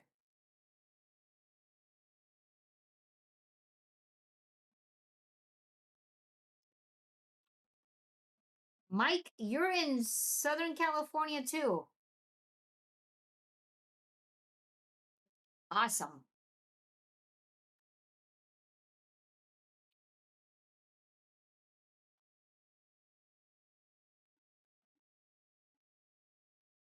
That's what I do every single time, Dallas. Before I image anything, every single time.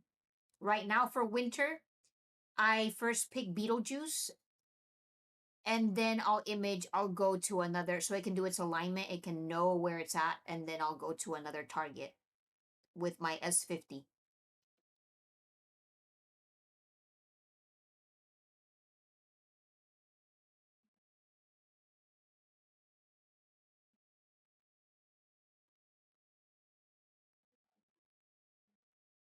Very, very cool. Looks like you're gonna have a plan mode on running all night. I feel like I should do that too, because I should. I should do that with the Origin.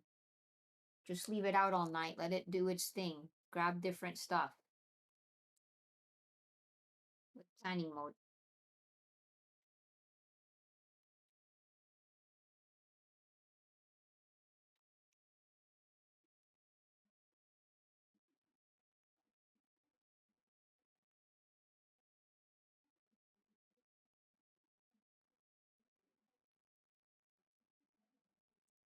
Dallas, you're in Florida?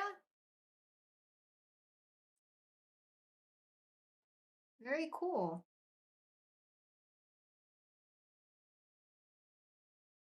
And Dwayne Anderson from New Mexico. Thank you so much for joining and for watching. Make sure you guys hit the like button if you're loving this. And subscribe if it's your first time.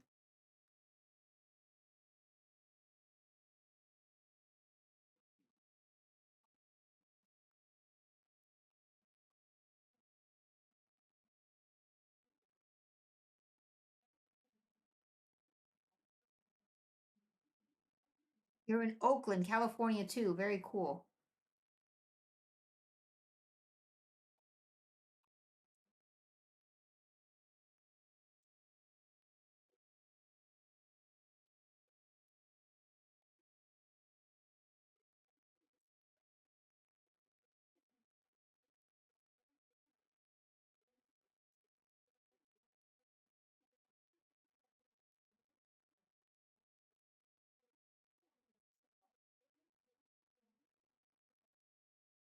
Outside of Philly.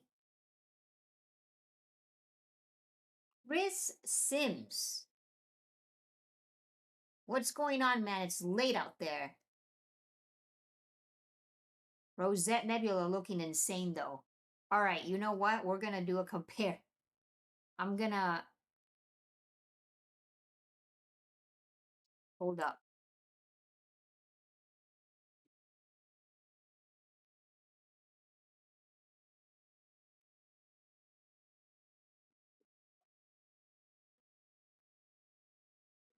It's right there. It's going to try to download my last image.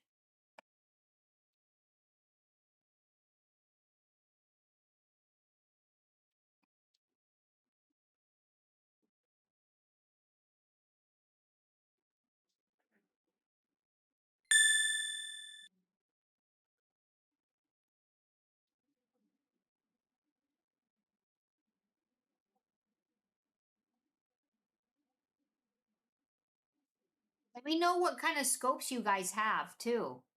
I'm curious. I know I like always to know, like, I know some of you guys have several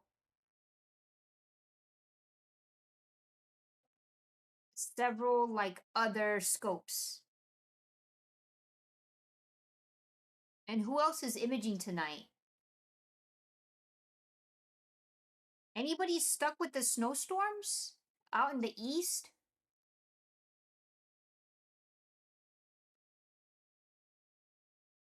Did it go to my Wait, what was I? Just trying to change targets. Here we go.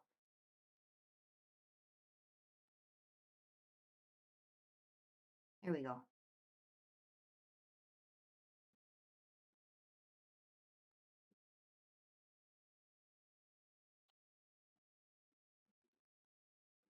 Aligning and start imaging.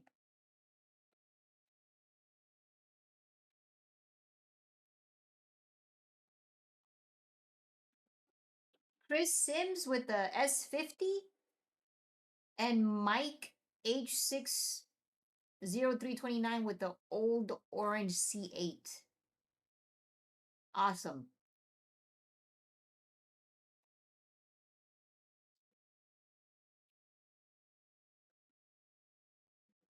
Oh, I should have aligned this. I need to.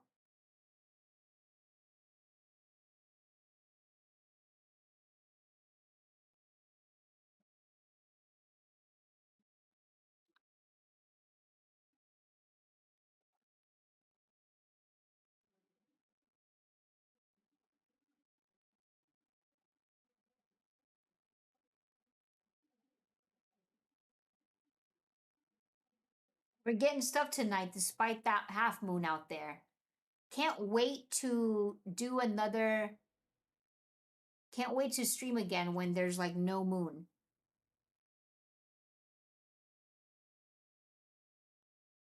Coconut has an S30. Richard Rojas. Shout out Richard Rojas, channel member. Thank you for your support, Richard. You have a Celestron 8SE, which is what I have too. Love it. I love it. I love it. I'll never let that one go. And then the S50. I think everyone should have a scope where you can see through an eyepiece. Plus a smart scope. I think they make a good combo to have both. Sometimes people ask me, what should I get? Like, should I get a smart scope only? Should I get just one to view planets? You know, or they don't realize that if you just get a certain kind, then it might not be good for planets. So you want to, you know, it's nothing beats being able to see like Jupiter and Saturn through an eyepiece, like through an 8-inch or something, you know? So definitely, I think everyone should have more than one. Hey, thanks for joining the Discord. We got someone out there, Motley. Sorry if I said your name wrong, Motley. MS Port. Thanks for joining the Discord. Come join the Astro Room community in the Discord, guys. The link pops up every now and then there, or it's in the description.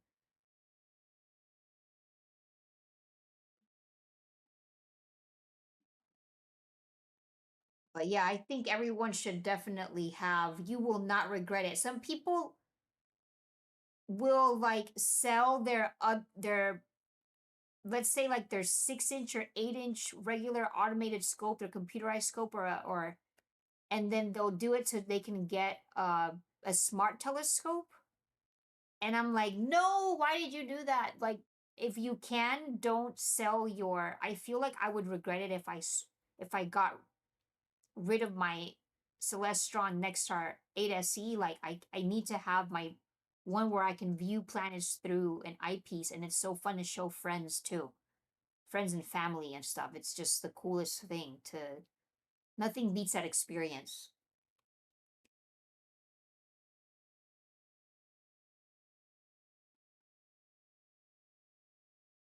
Auto S50 Ascar. You have several. That's awesome. A lot of gear there. Yep, I wanna do another stream with when there's no moon. It's the best.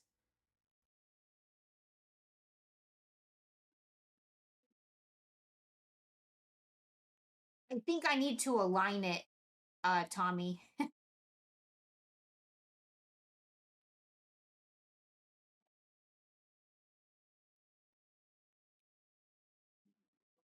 We've gotten I might need to align it a little bit, but this was my last rosette. Um, very little post processing. Like this is when it was no moon on the Origin.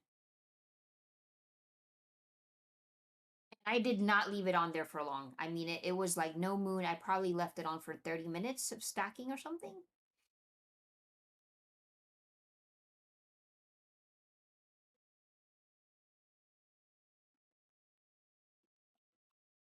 Yes. I'm telling you, if there's no moon right now, it would look wild insane. More.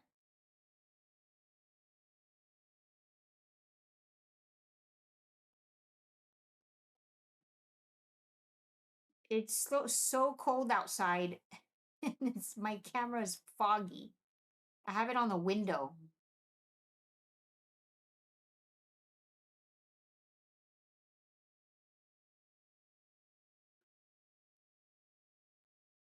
Oh, stealth. Mead LX 200 12-inch. How fun. No! Why? What are you selling? What are you trying to get? Arthur.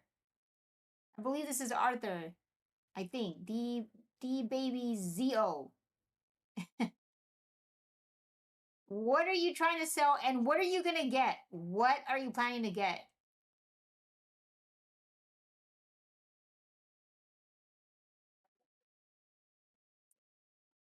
I'm telling you, Richard,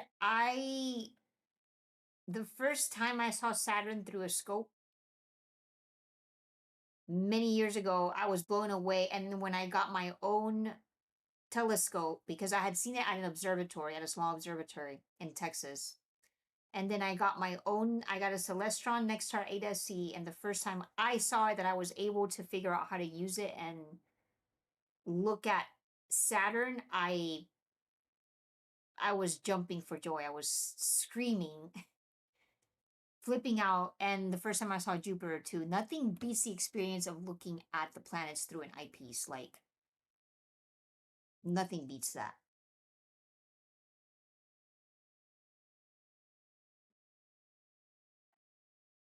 Nothing beats that, man.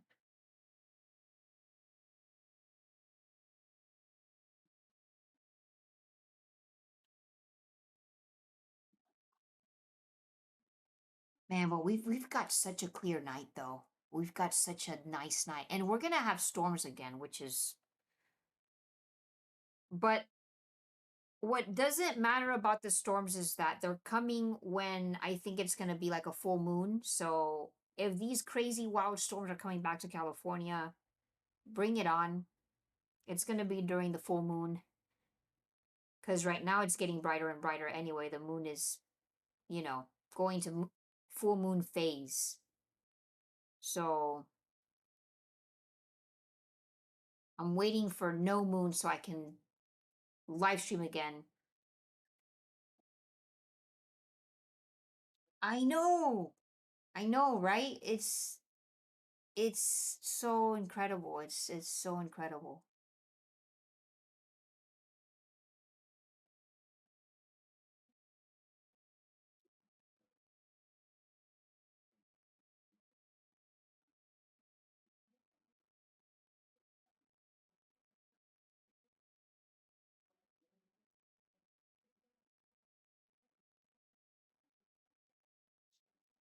Okay.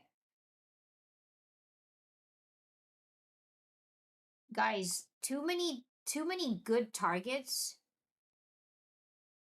to get. We got to get one more. There's just too many. Hold on. Should I do a little poll?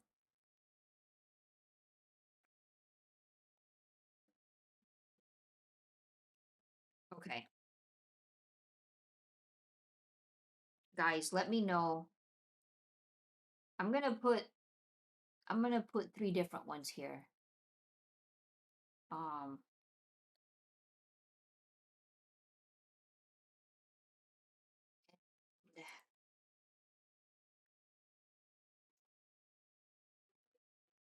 I'm going to do a little poll. Should I add another one?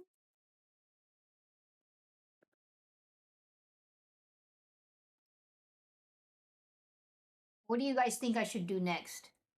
I'm like, it's like a conflict because there's so many good ones, and you guys have mentioned so many good ones. I want to do everything. This is an anonymous poll. I have no idea what you choose, like, or who's choosing. Just pick whatever. Everything is tied right now. Oh no, it's okay. I think if you change your mind too, it's okay. I think it'll. Will it let you change your mind? I know, Richard. I know. Oh, when is Mars viewable? When can we view Mars again? It's always winter time, right? Or stealth apertura carbon star on a ZWOAN5N. Wow, man. Stealth, you have a lot of scopes. Did you tell me you have a Dobsonian too? A while back, I thought you said something about a Dob.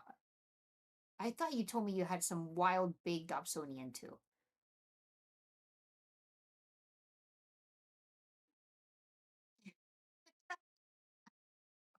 ¿Por qué no los dos? You know I do speak Spanish. Dallas, I guess you do too. Okay, what is the poll saying? What are y'all saying? Um,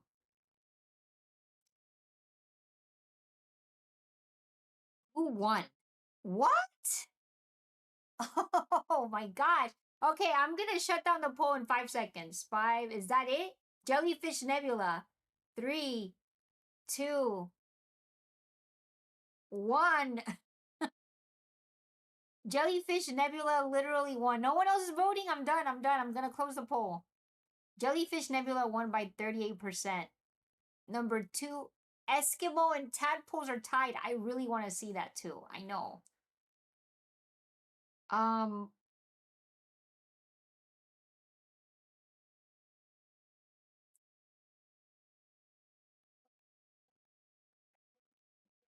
okay. We're gonna do jellyfish.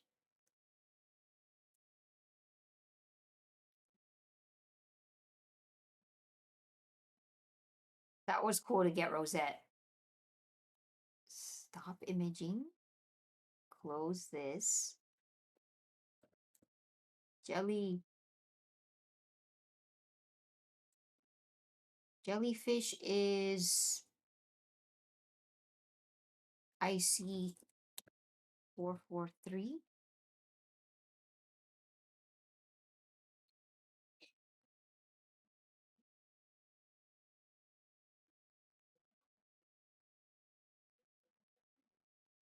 Where did it go? I'm right, right?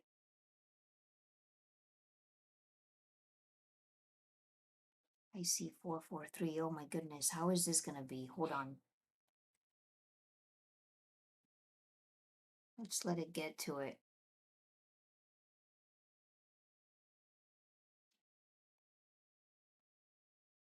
Let's let it go to its do its thing and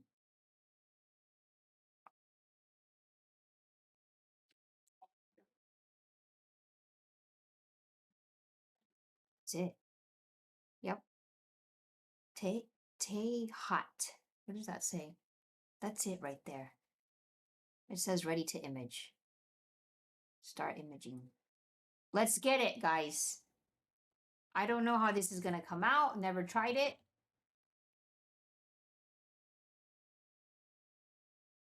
And Jellyfish Nebula. Supernova Remnant.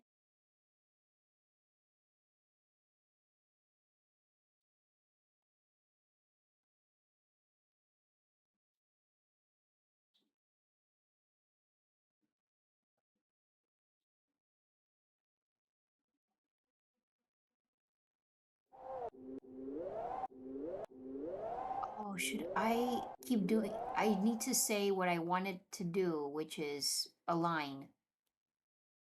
Am I missing out on this? Or is it all of this?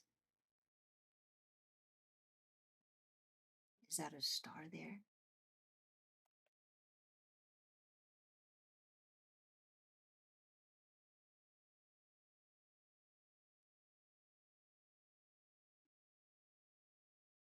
The Jellyfish Nebula is a giant monster, isn't it? It is. Okay, I think that in the corner, it's that star right there. I think that's what that is. Yep. Propus. Not what it's called?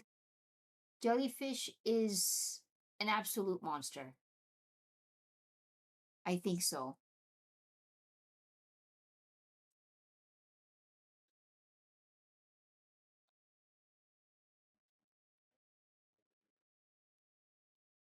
Yep. This kind of looks like a cranium, like a brain. Okay, and then the star, that star is right there. It just looks like a monster.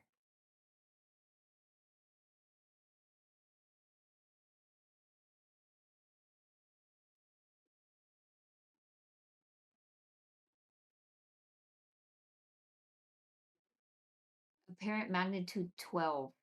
4,000, almost 5,000 light years away.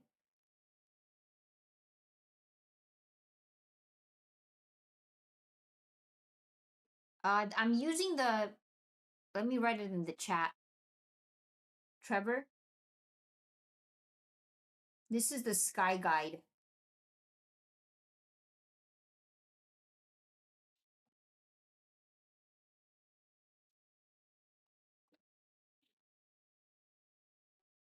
And it's on iOS, available for Apple devices. Mike, Mike, you got all kinds of stuff too, man. All your rigs.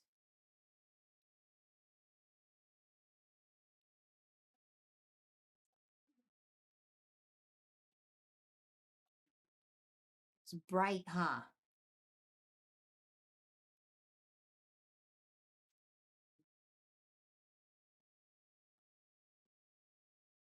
Yes, they are. Mike 3329. Yes, absolutely. This is like confirmed in the post and all the ZWO posts. Yes, they are. Yes, it's like confirmed that bigger apertures, all that is coming. I am, Trevor. I'm using the Celestron Origin. I've got the Origin right there in the center, and then I have the Seestar on the left. The Seestar has been stacking the Rosette Nebula for a long time.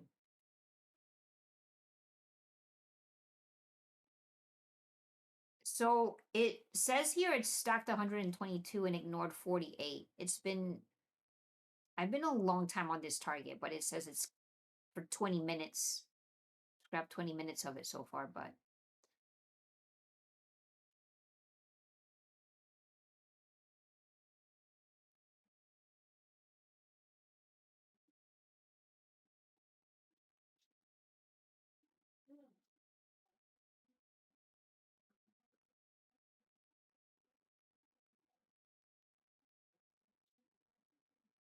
yes, those of you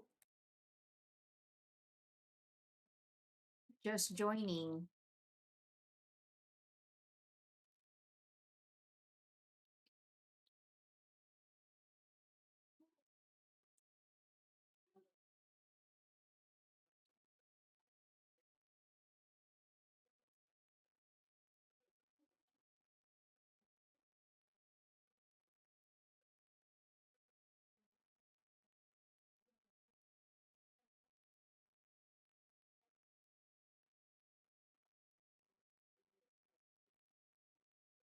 Trevor.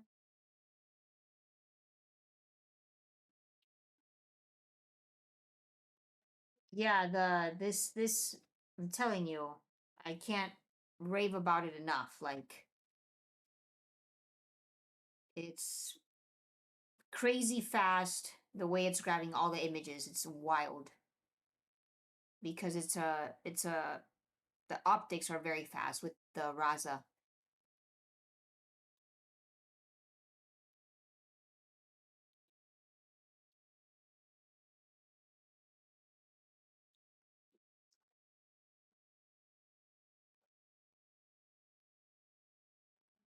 It's a good rosette. I was doing 4K too. Or I am. Yep. Doing 4K on there.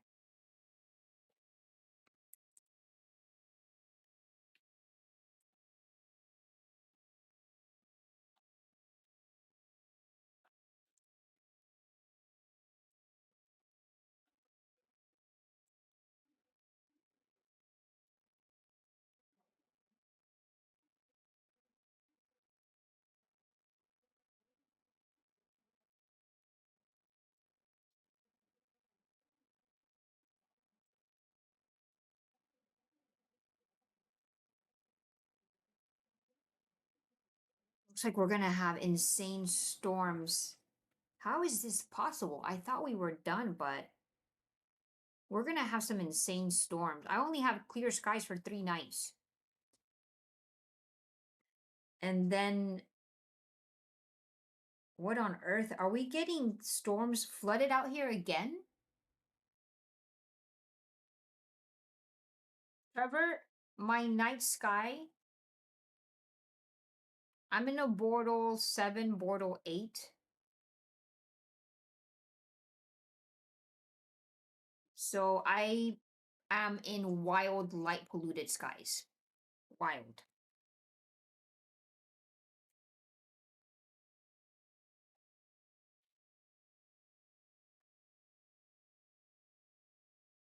I live about 30 minutes or so from Los Angeles.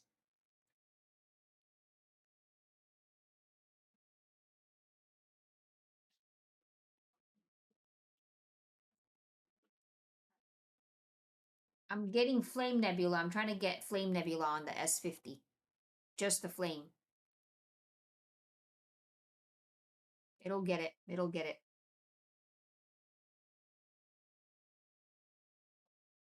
Jellyfish finally is coming out.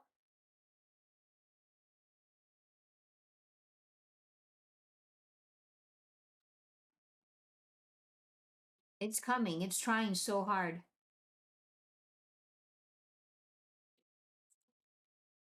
I live about 45 minutes away from the Hollywood sign in Los Angeles.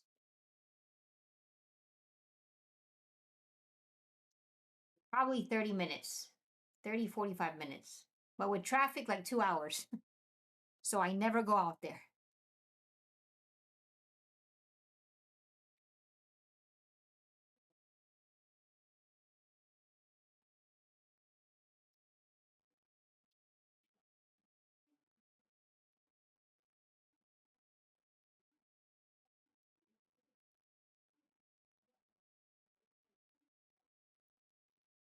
Is anybody watching from the southern hemisphere? I know it's spring over there.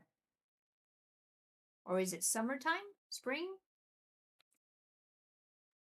Anybody watching from Australia?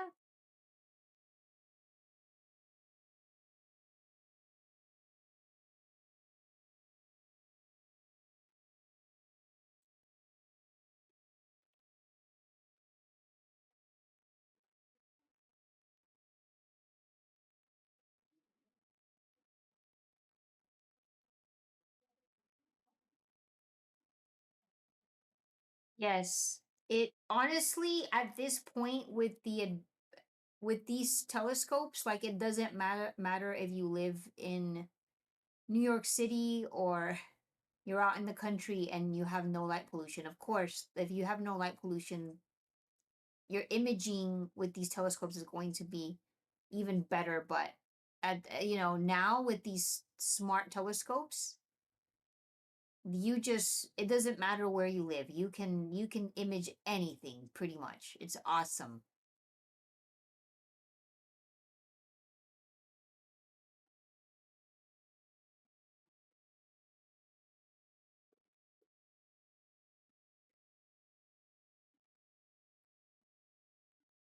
Wait, you're in Colombia? Like, are you talking about South America?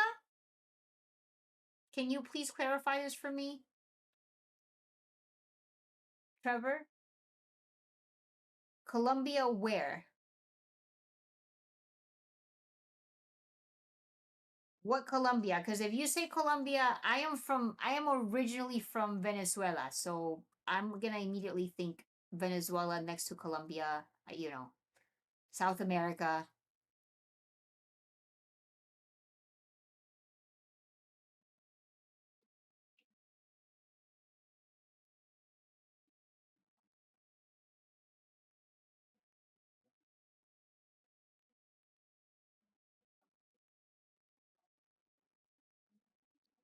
Oh, that's cool, Trevor. Yes, I was your neighbor, I guess, at one point many years ago.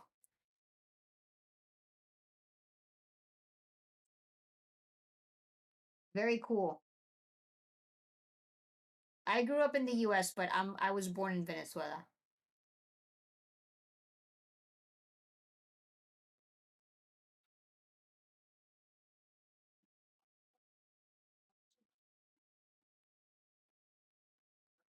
I've never been to Sand Canyon near El Toro base. I've never heard of that, Richard.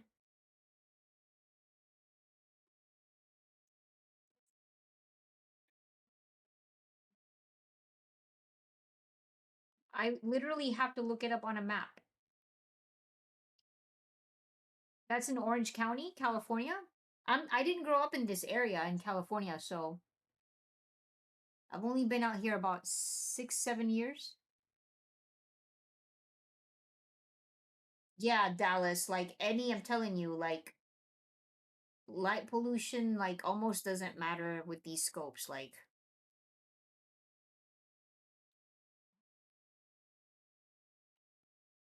Did I not start stacking? Oh, I did not start stacking yet. My Flame Nebula, I'm like, why isn't that coming out on my S50? Oh gosh, okay, now it's starting to stack.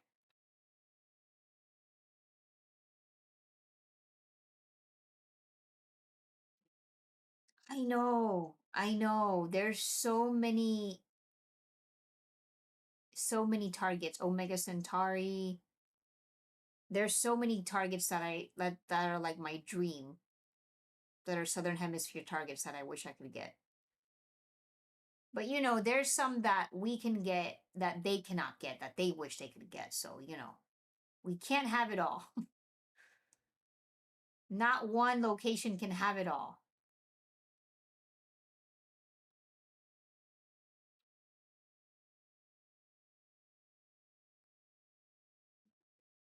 That's cool, Richard.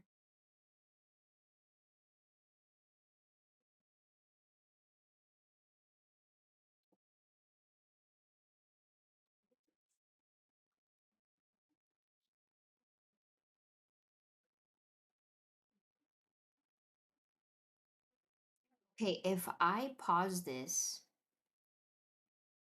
I don't want to lose it, but if I pause this jellyfish,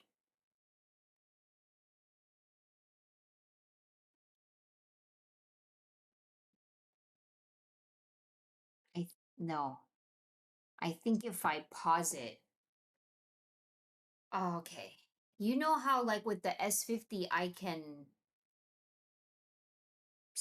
can denoise, play with it, and then not lose my image, I believe, and go back and let it keep stacking. I don't know if I can do that with this. I can't recall. This is why Dallas people do the, what is it, the remote observatory thing, where they just have their scope at a different location away from their home, and they remote in. But if I was doing that, I wouldn't sleep. I Can you imagine? I wouldn't sleep. I would just be looking at everything morning and night. Okay, so I what I was saying is that I was wondering if I can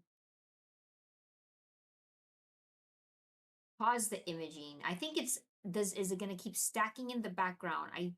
I want to say yes.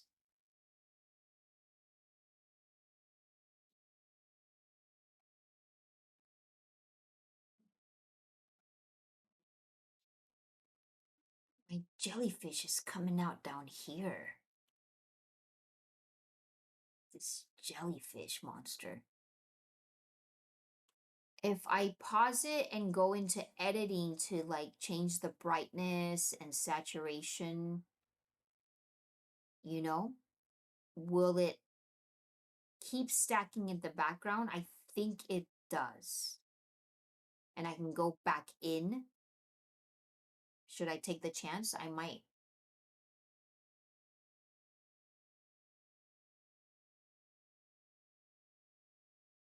Yeah, I'm pretty sure with the Origin, Trevor, you can definitely have it at a remote location. Yes, probably. Because people do that with other scopes, and I don't see why not.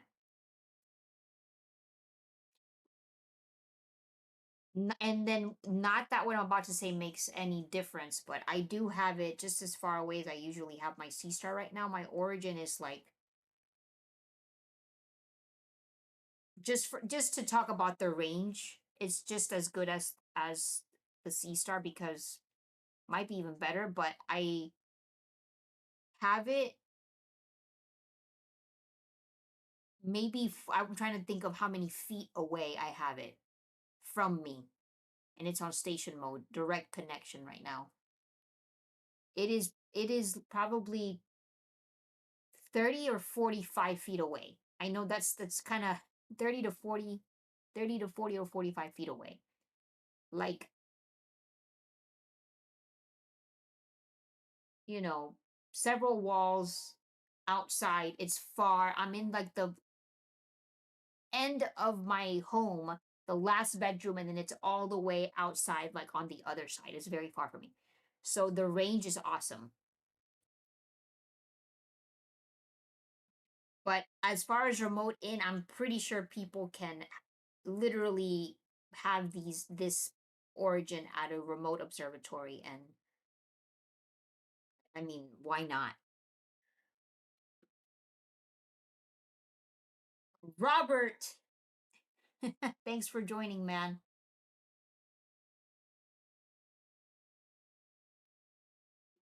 Oh, are you serious, Richard? I don't know why I thought I could it would keep stacking in the background.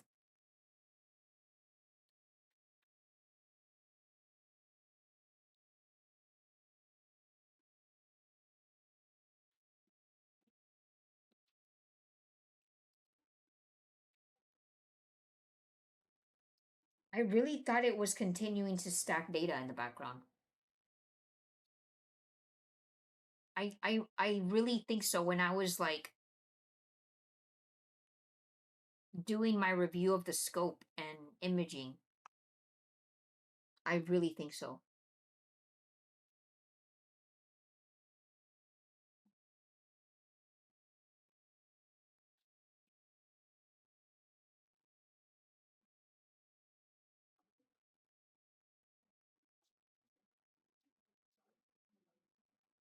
Richard, you did a Google search. I'm gonna just try it because I really thought so.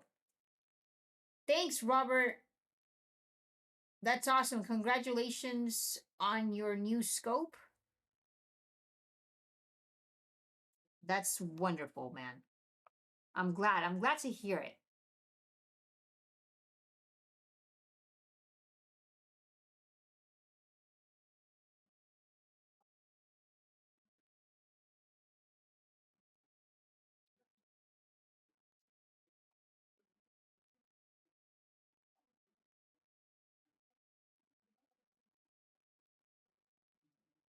Oh, you know what, Richard?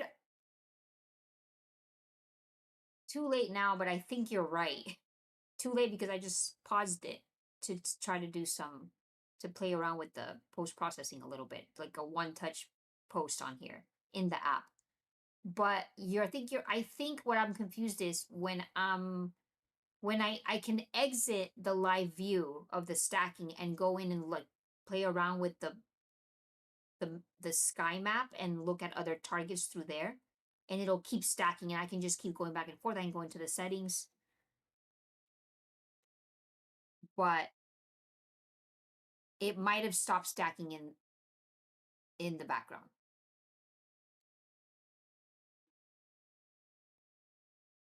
Look at this monster.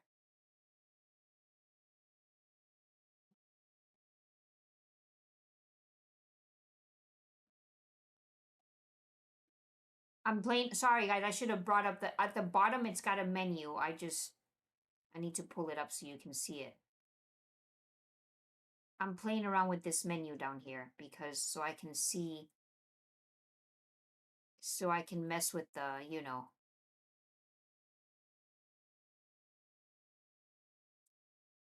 You see that?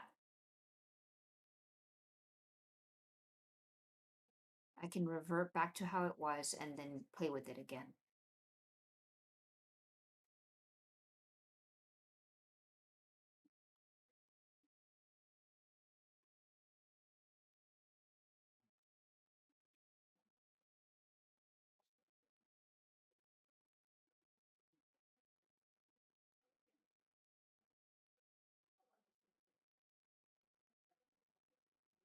Okay, let me bring this down.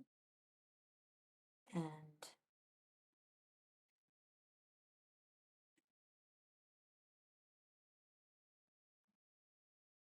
oh,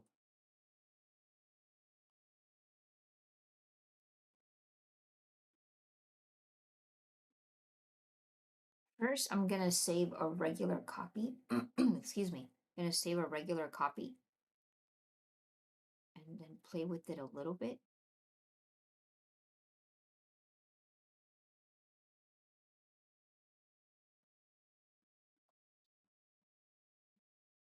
Okay, saved it.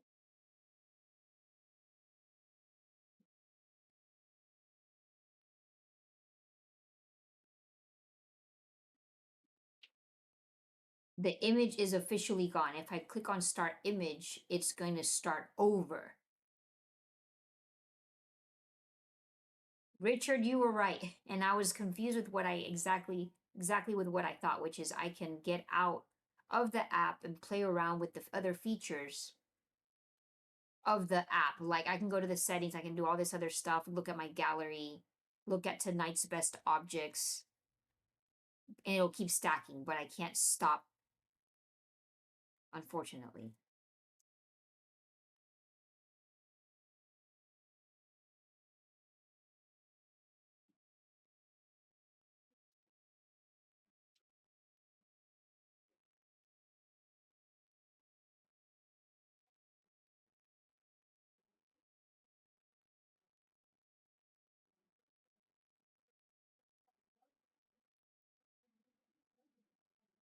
Yeah, it is saving. I can save all the raw fits files to all the raw images if I want to, you know, take it out and post process.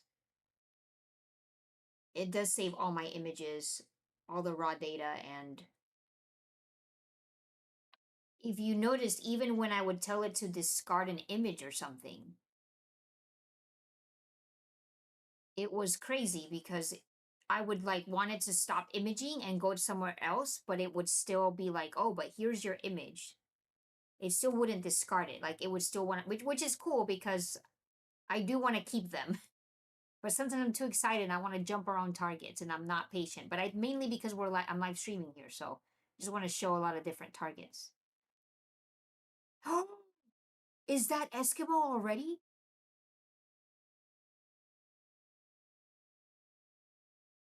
Wait, is it that tiny? That color is really cool. It can't be that tiny.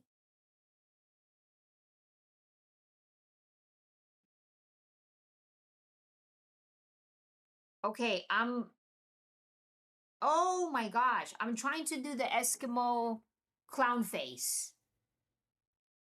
What?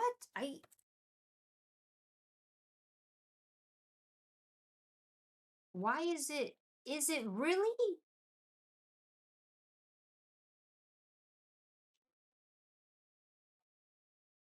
I'm looking up pictures of it. Don't look up clown face because it's gonna give you. You have to put clown face nebula in the telescope because. Oh. Oh my gosh. Clown face nebula Eskimo. The color is really pretty, but clown face. It's looking more like that in the origin, right? This is probably like Hubble telescope or something wild. Okay.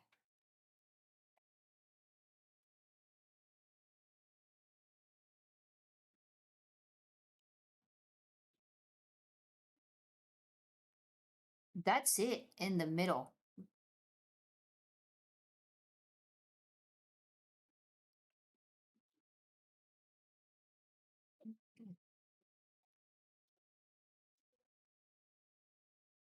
This is definitely one of my longest live streams. Tommy, I was about to say that. I don't yeah, and Robert, I think I have to literally stop the imaging to be able to zoom because um I am doing this on a Mac though, on the computer.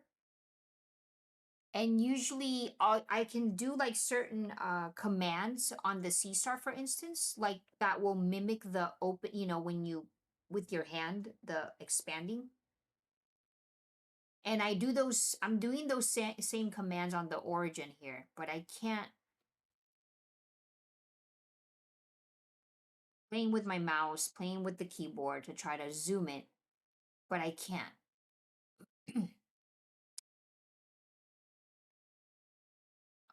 I can't like the way I can easy with the Seestar on here. You see that? Okay. But I'm wondering if when I've used it on my phone, was I able to I can't remember if when I used it on my tablet and on my because mainly I've been using it on my computer, but I don't remember right now. If I did it on my phone, um,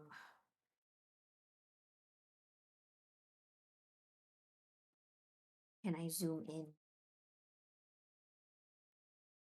Is anybody that's watching, do you have the Origin?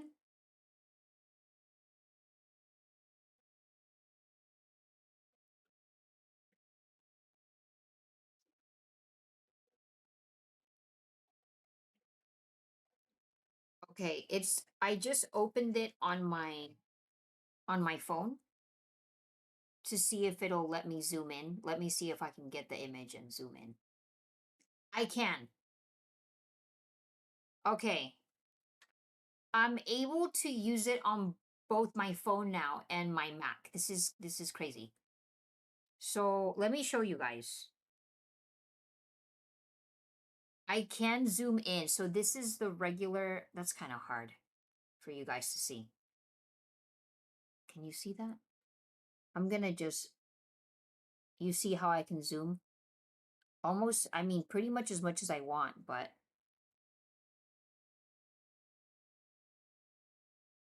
that's the same thing we're looking at. Oh, sorry. It's Guys, you can see that clown face thing. Okay, Celestron, if you're watching, I need you guys to let me be able to do that on my Mac. But I think it's because it's more of a this app is more for your phone and for your iPad. Guys, I just can't show you. I don't think you can see that. It blurs out. It's too bright. But I can see it very cool. I might have to just post it in the Discord. I don't know if you guys can how oh, I can't. It won't. Oh man, so you know what? Oh gosh, okay, that is really cool. I can see the little defined little clown looking face. What can I try? What other commands can I try? Hold on. Okay, command, control. It won't let me zoom. Come on. I know it's because I know this app is mainly for you to use on your phone or tablet. Commands for Mac. I'm gonna Google this to zoom in on.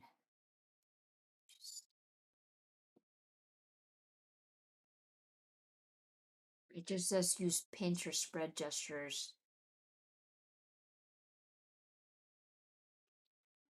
No, but on the Mac.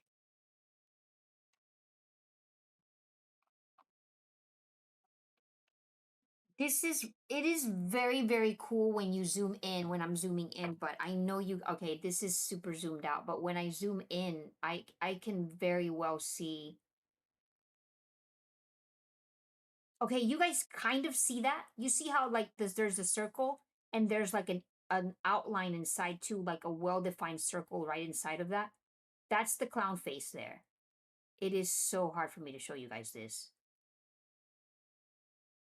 Um, um, it looks like an eye. You see how it looks like an eyeball inside? It looks like an eyeball, but it's literally very, very, very cool. Like it does look like that. It looks like where can I move this? Like I can see it like this. Like this. That little, it's like an eye, it looks like an eyeball. I can see it like that. I can. Now, if I can just figure out the commands to zoom in on the Mac.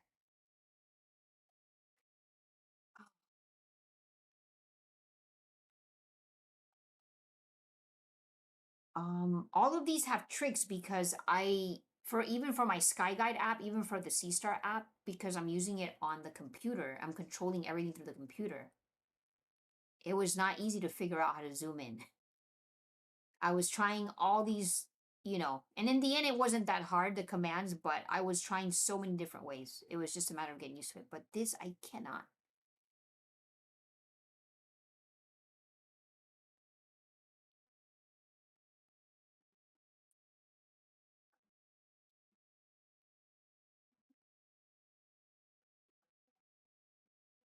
Okay, let me catch up. I gotta catch up on what you guys are saying. Tommy CMD plus command. No, nope, not working. Um, okay, you know what? What about? Okay, I'll just post it on the Discord. Let me screenshot it from my phone. So first, this, save it. It's very, very cool. I mean, because you can just see the little outline. You really can. Wonder if I post process a little bit too, a little one touch. Um, it can zoom in insane. Okay. I can't zoom in on there.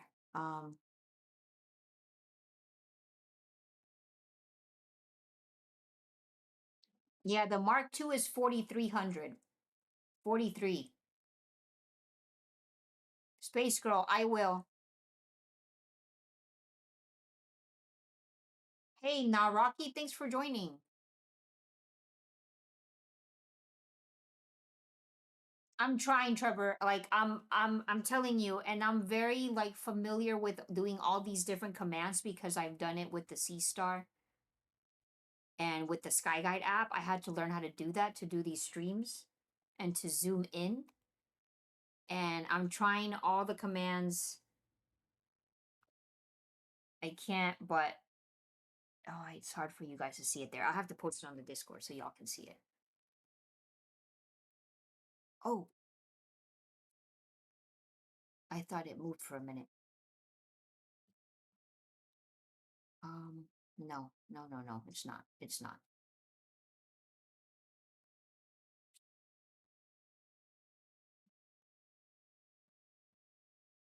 No, I'm trying everything. And it's not. Command plus. Control plus. Nope, nope, nope. Keys or arrows, I'm doing it all. Okay.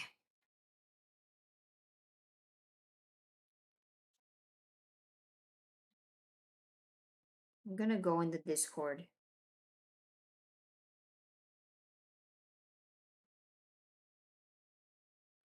Oh, Don, I know you're out already. I just saw your triangulum. Looking insane on the Discord. Let me post this on the Discord.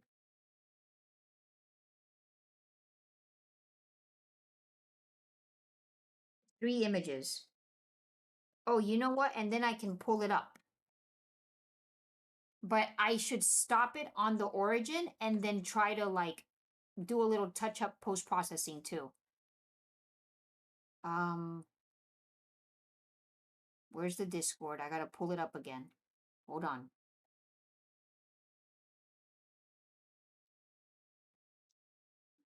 There it is, guys. Okay, so this is the image from my phone.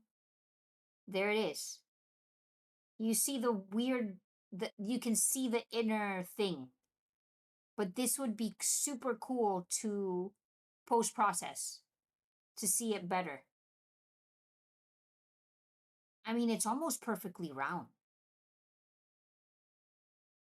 That's not bad.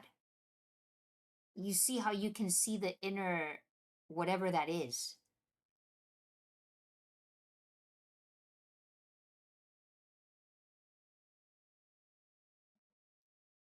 Um Trevor, what is this that you're saying? So I pinch in and out. Yes, I am. I am. And I'm moving, yes, everything. It doesn't. Yes, mouse wheel. I'm doing, you name it. Arrows, everything. What's the lens app? What is that? There's a lens app? I'm Googling that.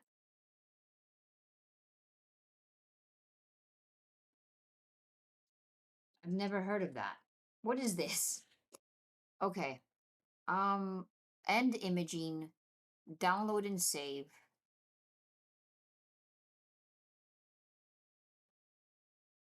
I need to write down on the Discord what that was. Eskimo Nebula.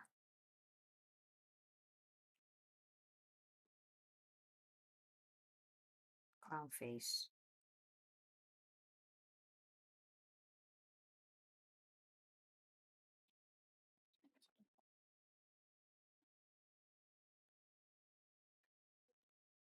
Okay.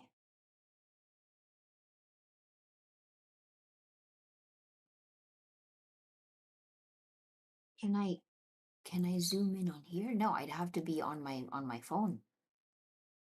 Edit. I still can't. I still can't zoom in on this when I'm doing the edits.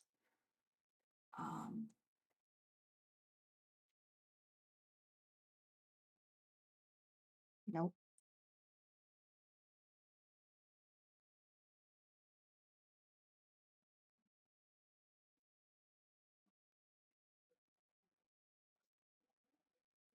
I can't.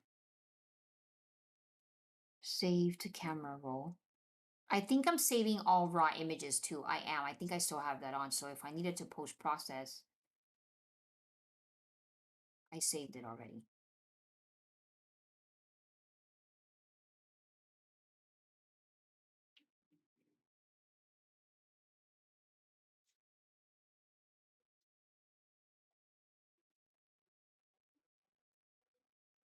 Yep, only on the iPad then. Man, I wish they had a way to.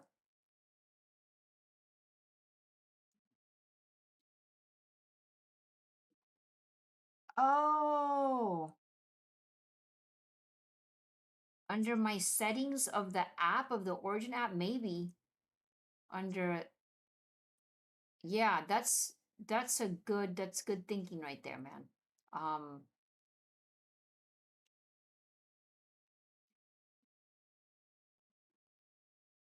yes.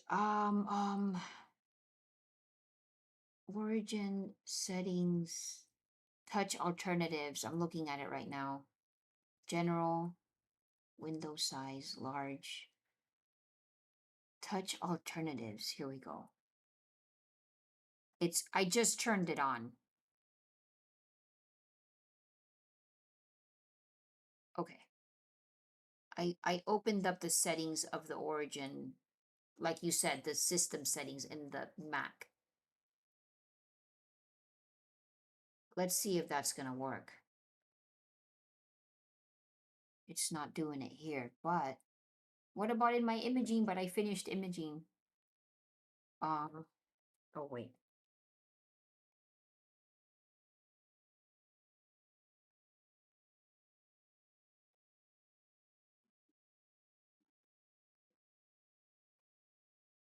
Okay, I turned it on though. It was actually off. Command plus. Nope.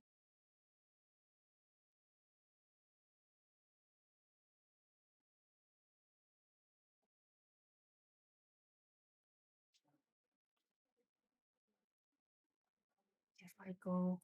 Yep, and it's right there. That's the live view. Nope, I still can't. No. We tried, guys. We tried.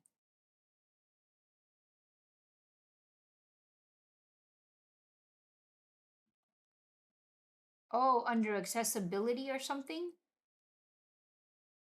I've never tried that.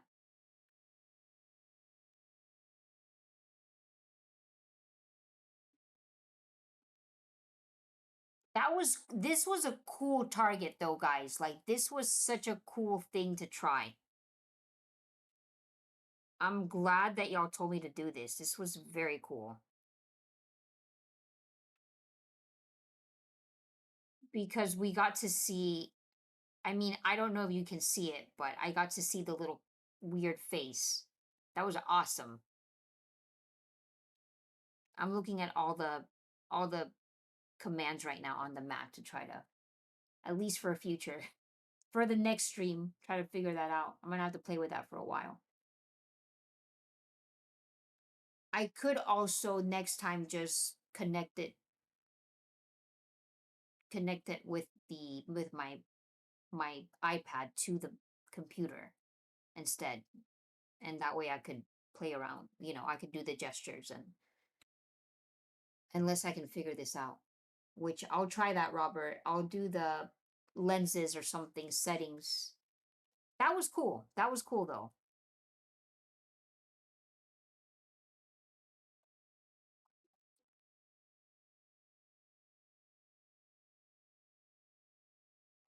That was very cool.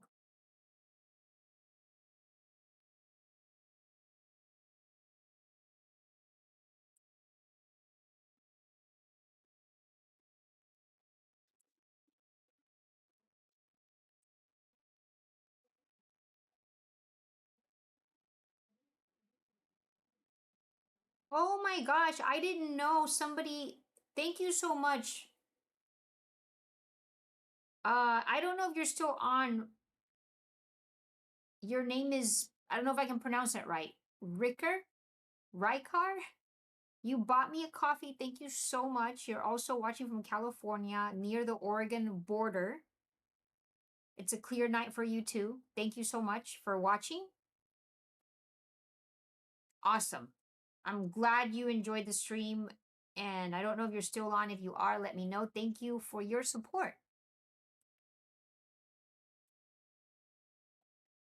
Thank you, everyone, for your generous support tonight. Those of you that donated, those of you that became channel members, that are channel members. Shout out to Buy Me a Coffees tonight, Stealth Allen, Jim Carter, and Rykar. Thank you so much.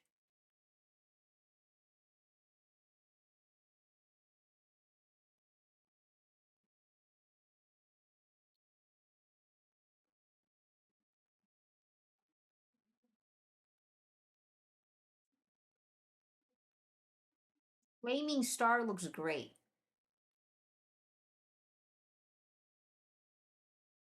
Yes, Dallas.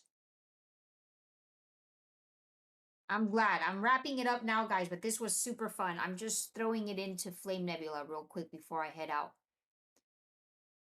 It's 11:30 p.m.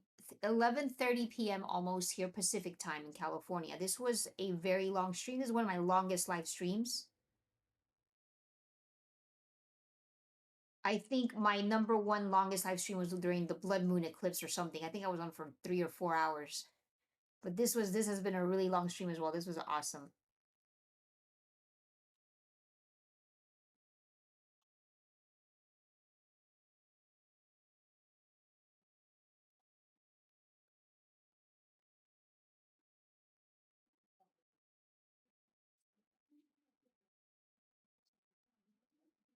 I'm glad you liked it, Richard. I'm glad it's very, very fun. It's been fun. I should have, for the fifth time, I'm saying I should have realigned the scope because the origin there, I think I might have moved it slightly when I went out to change the filter. Space Girl? Oh, I should have. Oh, no, we can't do it because it's going to be up later on at night. I know Galaxy season is coming soon. We got to get Markarian's Chain. There's just so many good ones. Like Antenna Galaxy. I know Sombrero Galaxy.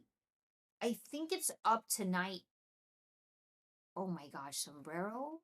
But oh, I want to do it. Oh, I want to do it with the Origin. Hold on. Oh gosh. But I already changed the filter. Hold on. So is anybody that's watching, does anybody that's watching already have an Origin? Someone else bought a coffee?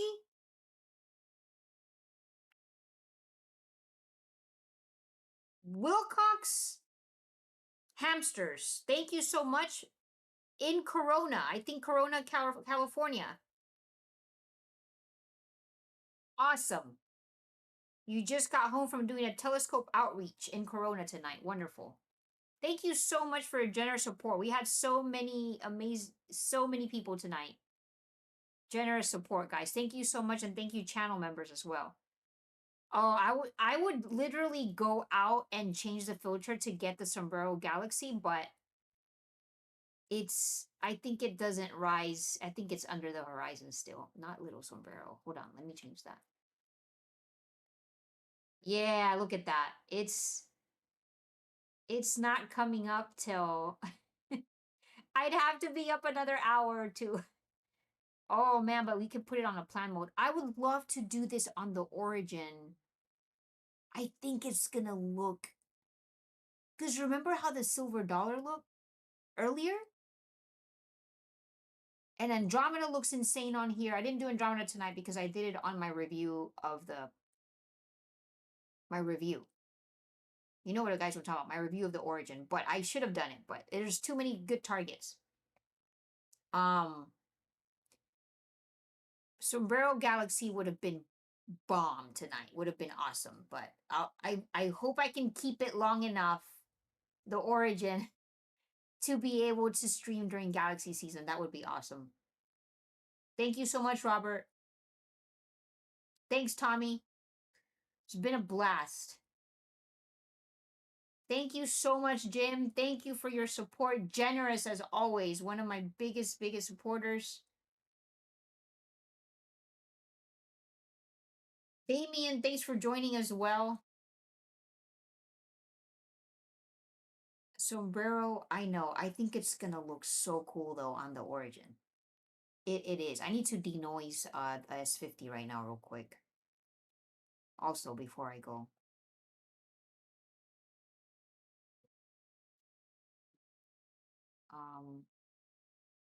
Let's denoise that.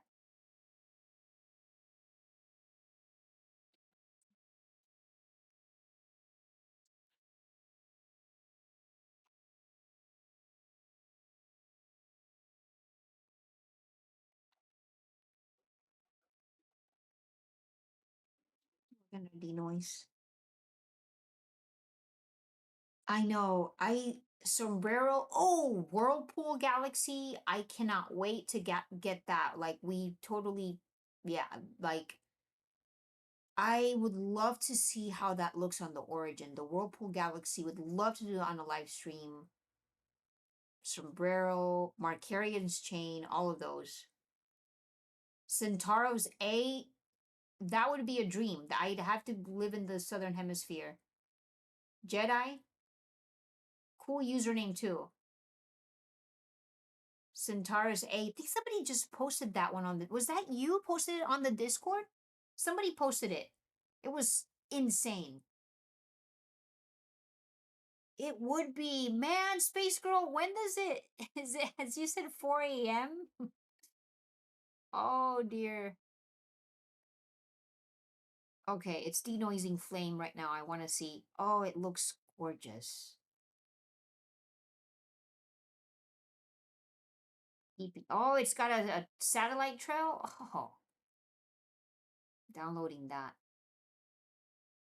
Man, you know what? Just getting flame by itself is such a beauty. Well, the horse is right here, but it is such a beauty. It is such a beauty, man. Oh gosh. I'm downloading this. I'm playing around with the saturation and stuff. Oh, that Star Trek killed it. Satellite.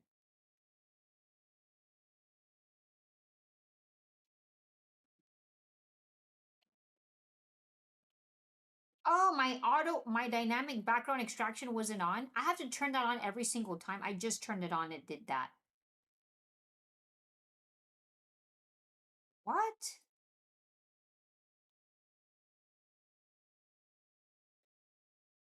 I thought it was on already.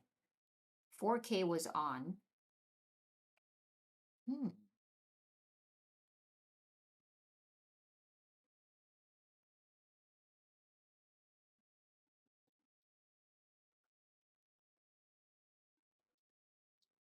Oh, that's cool. Thank you for sharing that. I loved it so much.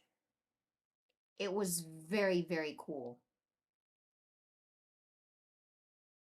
Nintendo is on. Thank you. I love Nintendo. Oh, I just lost my flame on the S50.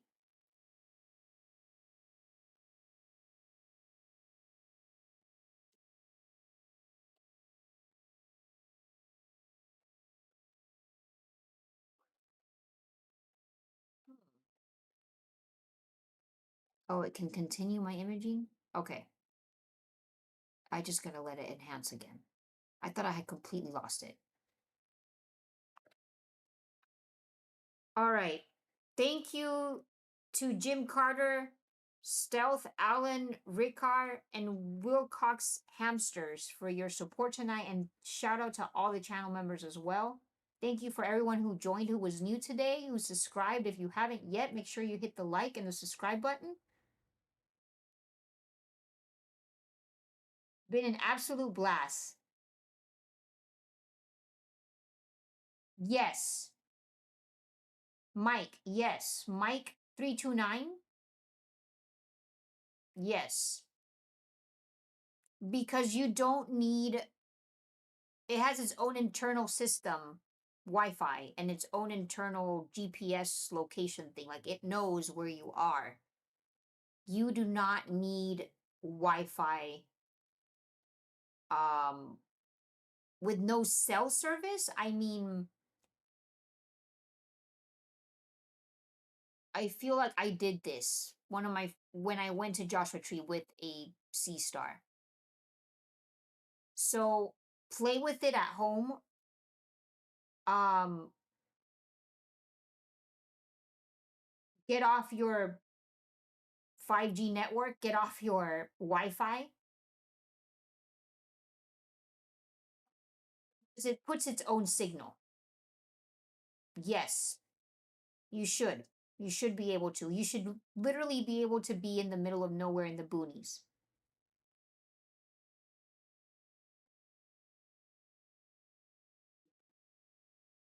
I never thought about that, Dallas.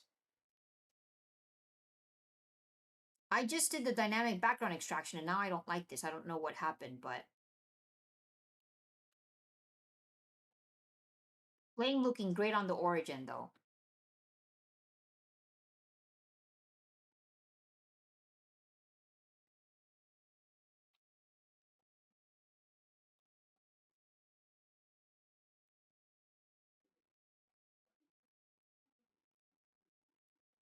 All right, everyone. We've had a blast. Thank you so much for joining. Have a good rest of your day or a good rest of your afternoon or morning, depending where you're watching from. Thanks, everyone.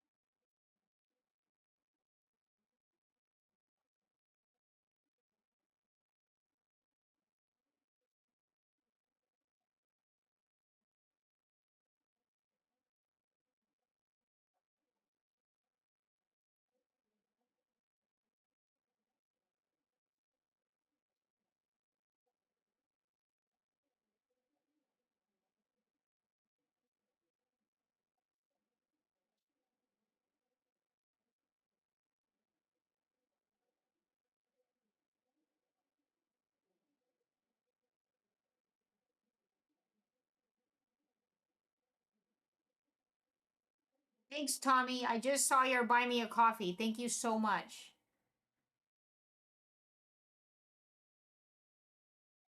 Very generous.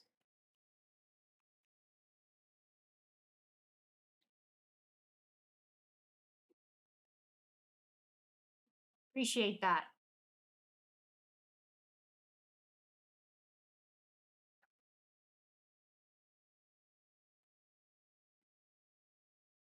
Gotcha, Dallas.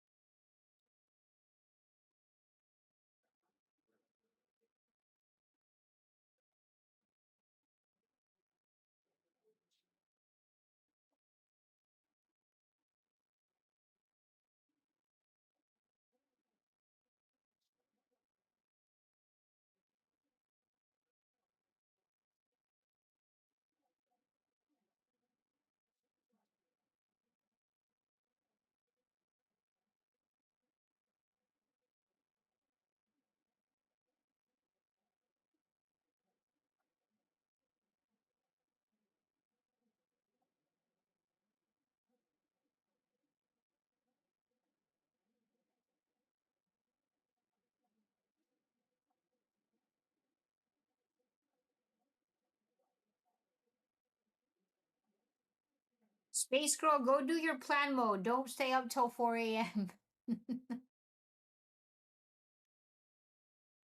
Forgot I was going to look at the antenna galaxies.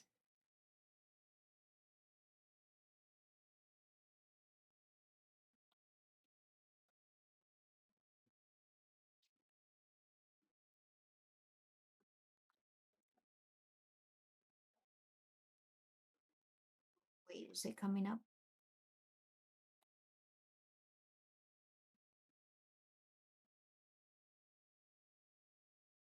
What a dream. I want to get this. Rises at 12:30 a.m. Oh. Oh gosh.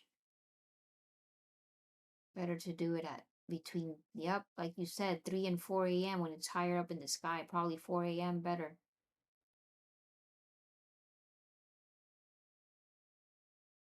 What a target.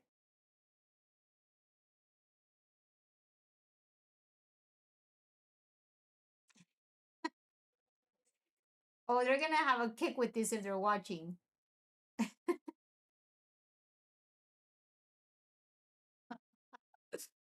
Oh my gosh.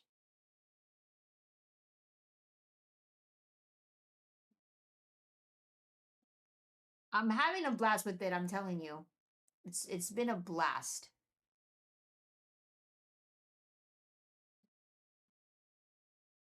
Good night, Mike Hicks. Thanks, guys.